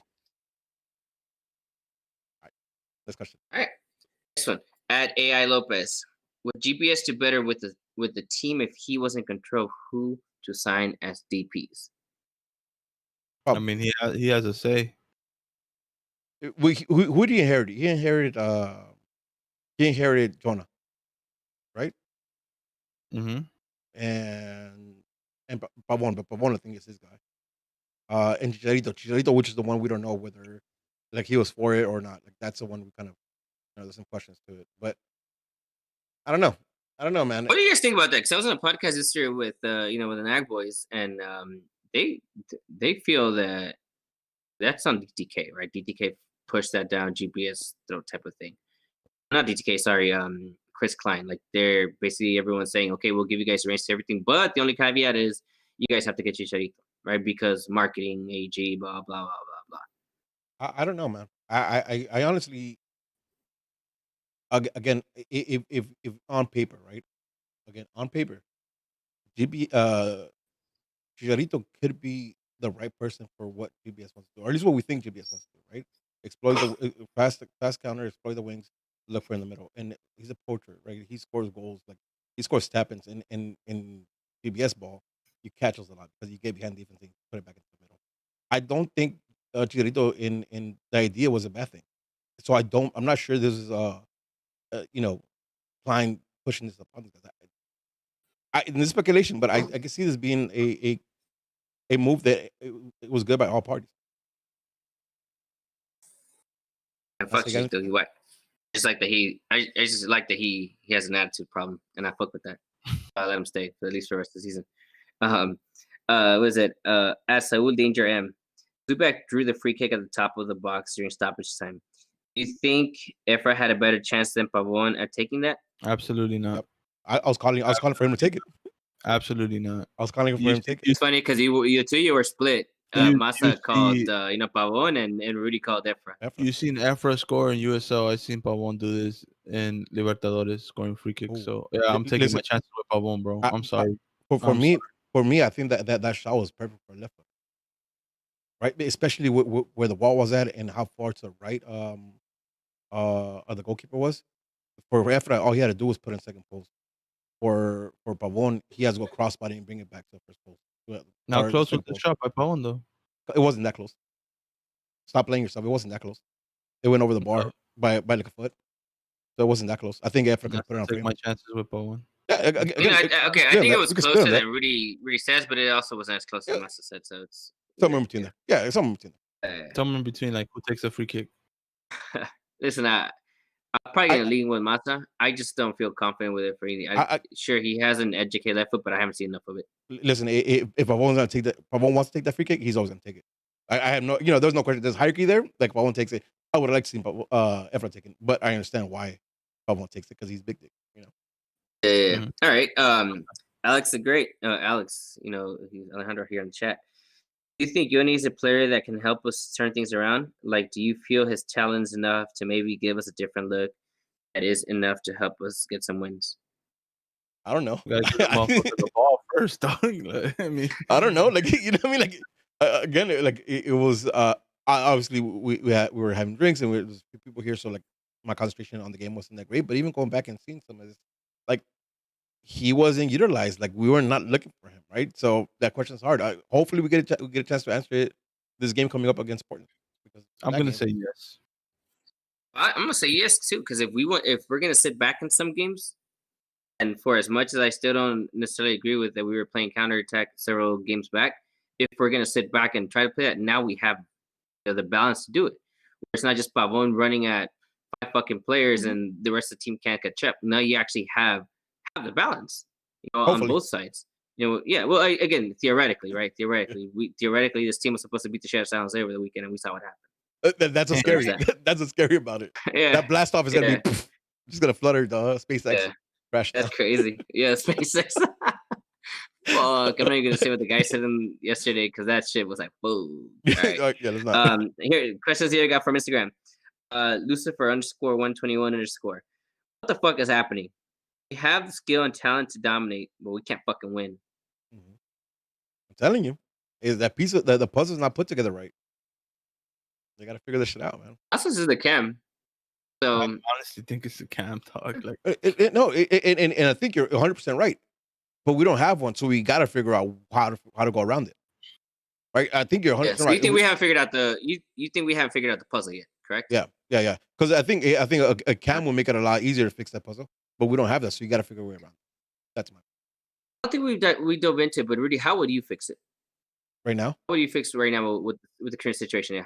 Yeah, you know what? I think I don't know if it's a 4-4-2, but I do think a second striker, uh, somebody who's closer to Chicharito could fix it because Chicharito, it seems like he's looking for that connection, like that give and go connection. And the way we're playing right now, everybody's too spread out to kind of really work with the striker. So let me add to the question then. With the players you have right now, who's your second striker? Yeah, good question. You How know, do you go to 4-4-2 with not a good striker? With the other because so you know how I fix it? I'll fix it with the second striker being not necessarily a striker, a false nine. Somebody who is going to be up there who has a shot. Listen, it's going to be So wild. like All right, follow me, like follow a me, Cam? follow me, follow me, That shit follow me. doesn't make no fucking sense to me. No, exactly. But you don't have.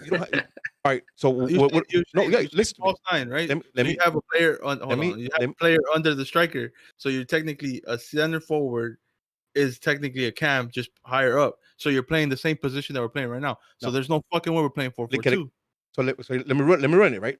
I don't know because I don't know it's 4-4-2, but a second striker that get back and forth with Chicha closer together. Because the problem right now with Chicha, or at least in my opinion, one of the problems right now with Chicha is that everybody's too separated with him, right? I So agree with that 100%. when he gets the ball, like his touch to give and then run, it's a 5-yard touch where if it's closer and he can just give and go, it's a bang bang situation, right? So I think again, put it somebody else next to him higher with his role being different. It's funny when With you his two whole go at it.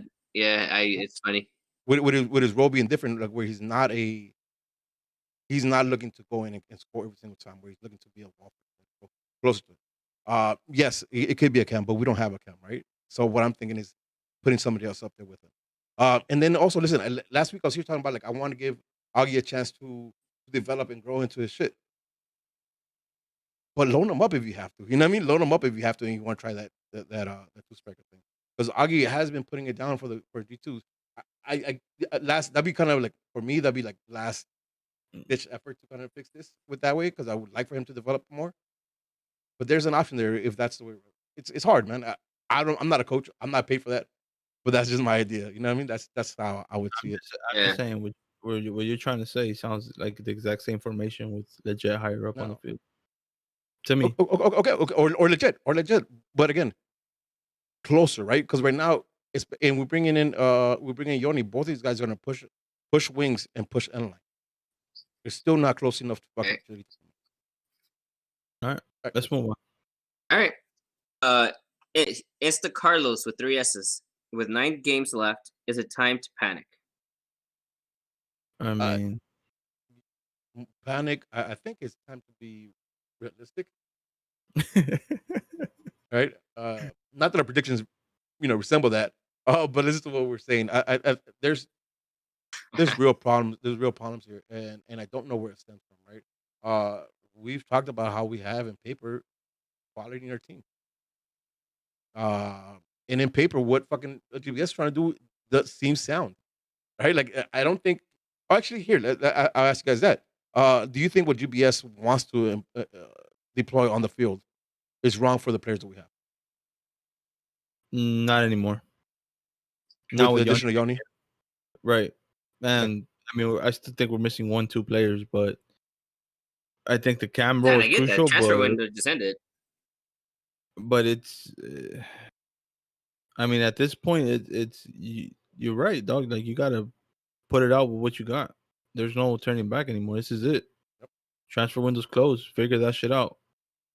Drop who you have to drop. Bring up from your academy who the fuck you need to bring up, or from G2s. Like if you don't have what you have in the first team, then bring someone else up and figure out what you got. Make it work. I don't know.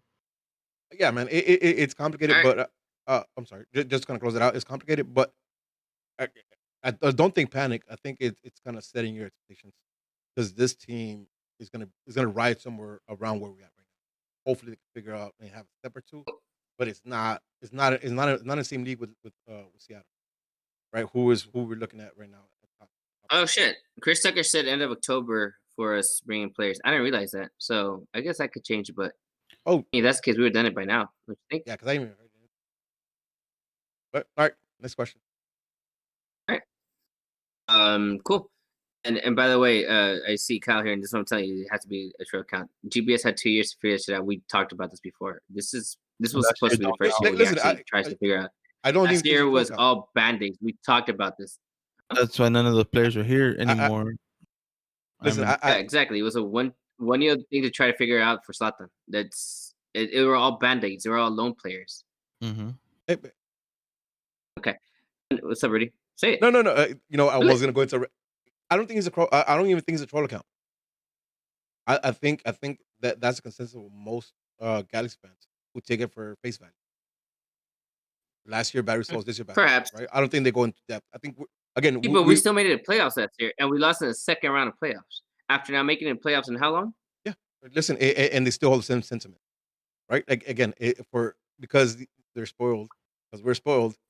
Every time you don't win a cup, it's been bad seasons too. Yeah. So, well, look again. I'm okay with. I don't mind the pressure. We talked about this. I think on over the week on Wednesday.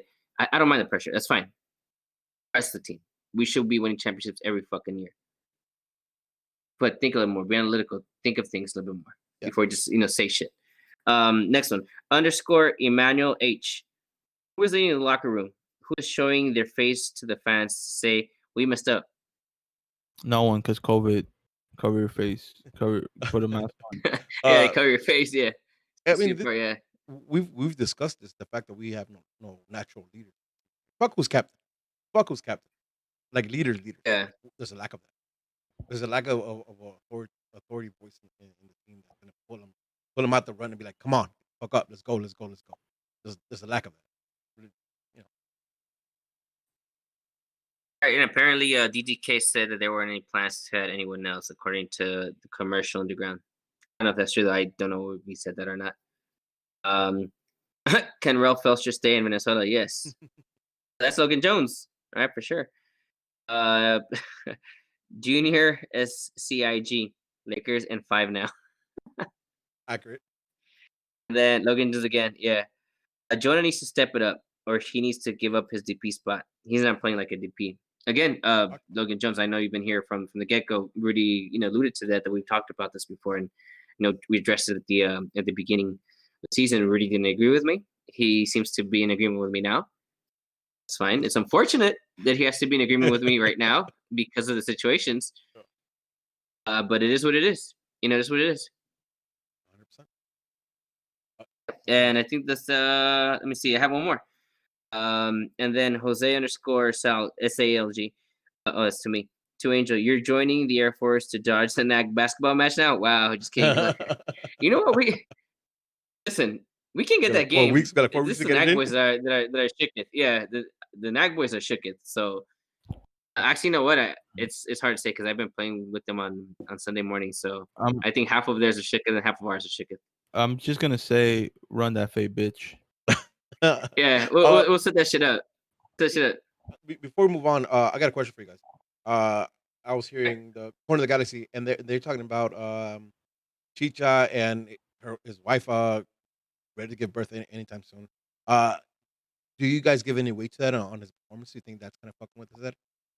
We all of us here are parents, so if you could try to recall that moment, how much weight do you put on that?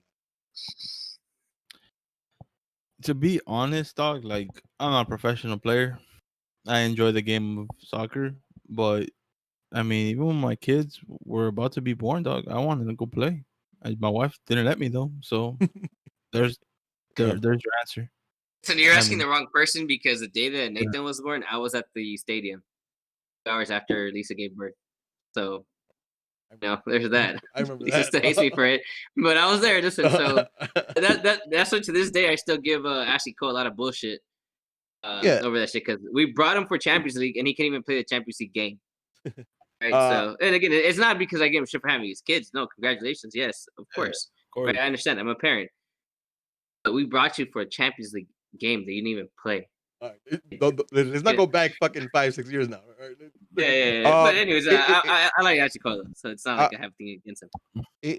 I was asking a question because I again, right, like the Galaxy fan of me wants them to think that way, right? Wants them to think that like what you guys are talking about, like you want to be in there.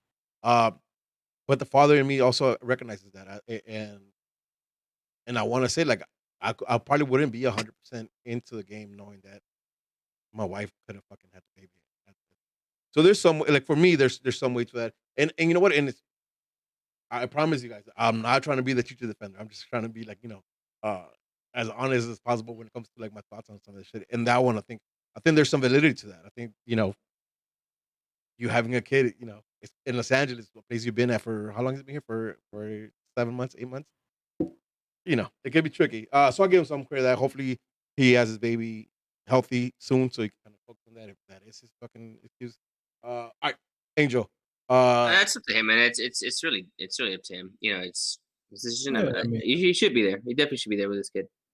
Angel. That's up to him. Listen. I know this is your last podcast for a while with us. So I kind of want to open the platform and let you kind of run with it. Kind of if you share what you want to share about where you're going and yeah, anything you want to say, up to you. all right, Angel, before you go, dog. Hey, peace out, boys. I'm out. Yeah. I ain't doing this. You know what? Obviously, I think it's obvious, right? A lot of people already know. Yeah, I'm leaving to the Air Force. Something I'm gonna do as far back as I can recall. But instead I went the college route first. Did that, graduated, got my degrees.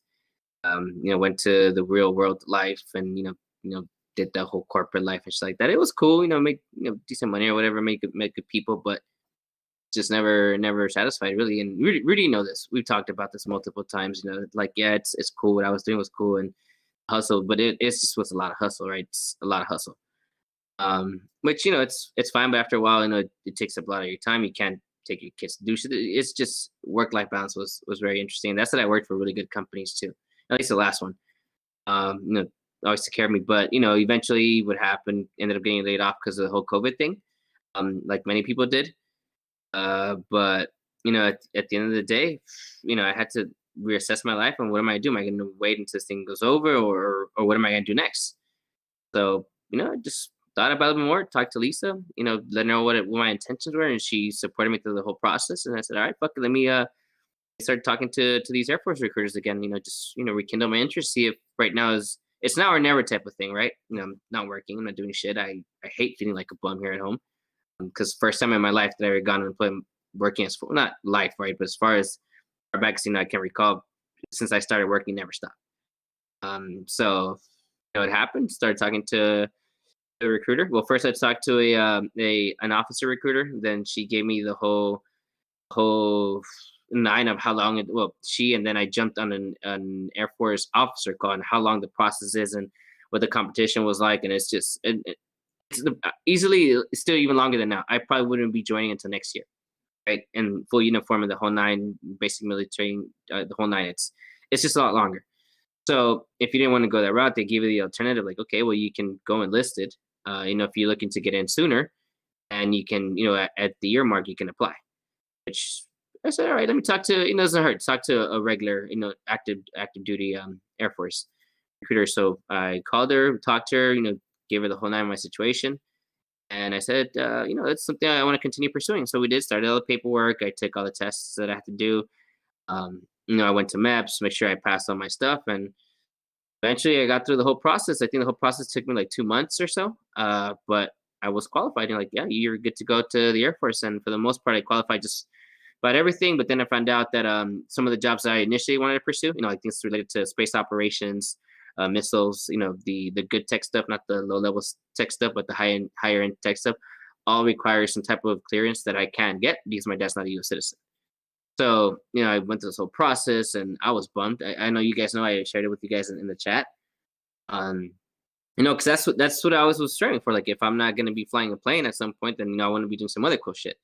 It turns out I can't do a lot of that stuff because it requires a lot of, the top level secret clearance. And, for that, both of your parents have to be U.S. citizens. And I didn't realize that my dad was a U.S. citizen. I mean, he's been here forever. I figured he was. And they just never bothered to ask, which, I have a good relationship with my dad, but I ask him, hey, dude, are you like, I've never needed him for things. I've always figured shit out for the most part, right? Apart from the moment I turned 18 and on, right? So I kind of just figure shit out on my own. But found out that was a thing, and now I'm obviously trying to help him and get his things situated. But from now until then, it's gonna take a few years. So I'm already gonna be in. So through this whole process, I got in. My recruiter said, "Well, unfortunately, you can't qualify for these jobs." But she gave me this list of these other jobs that I could do, which is still a lot because I scored pretty well on the on all the testing. I did very well, but nothing that really piqued my interest except all the special operations shit. The shit that's like Call of Duty life. The real life Call of Duty shit. So I started talking to her about it, like, all right, well, if that's something you're really interested in, then you need to talk to special warfare recruiter. I did. I started talking to him about 2 months back. And she's like, all right, well, you have to start taking these tests they have their own physical tests. So to join special operations, you still have to pass a different type of physical test than the initial test that you do. So there's still another step to that. You actually have to be physically fit to join the specific branch of the Air Force. So that's where you guys know that's why I've been taking off a lot because of my testings are on Tuesdays. Every other Tuesday, that's why the Tuesday that I haven't been here is because I have tests in the following morning. And that's where my life has led me to. I passed all my tests and I've been cleared and I can do anything under the special operations umbrella. It's really up to me which ones I want to pursue right now. I'm not a great swimmer, so anything that has to do with swimming, I'm already disqualifying myself, because I know I'm not going to pass that piece of the test. But the other things that are still available to me, I haven't decided yet specifically which one of the 3 I want to do that are available to me. I have to make the decision next week. But either I might be jumping out of planes, I might be blowing shit up, or I might be teaching pilots how to survive if they ever unfortunately get shot down.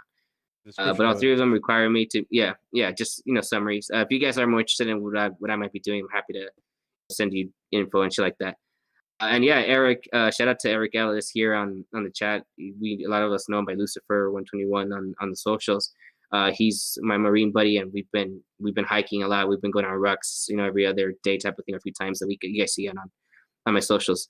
But he's one of my closest friends that I have right now that I know that's in the military. I have a few other ones too, but he's a Marine, so he kind of give each other shit here and there. But he's definitely been a good support this whole process. Just been, and all you guys, obviously Masa, George, Rudy, the guys in the chat supported the whole thing.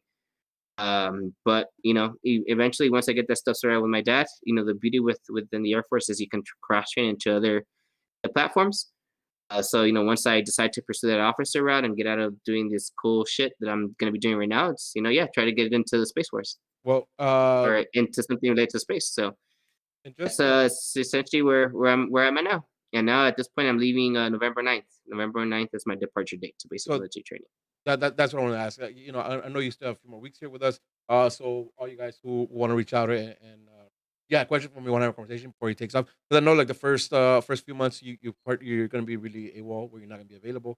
So you guys have questions you want to talk to Angel before he takes off. Make sure you reach out to him.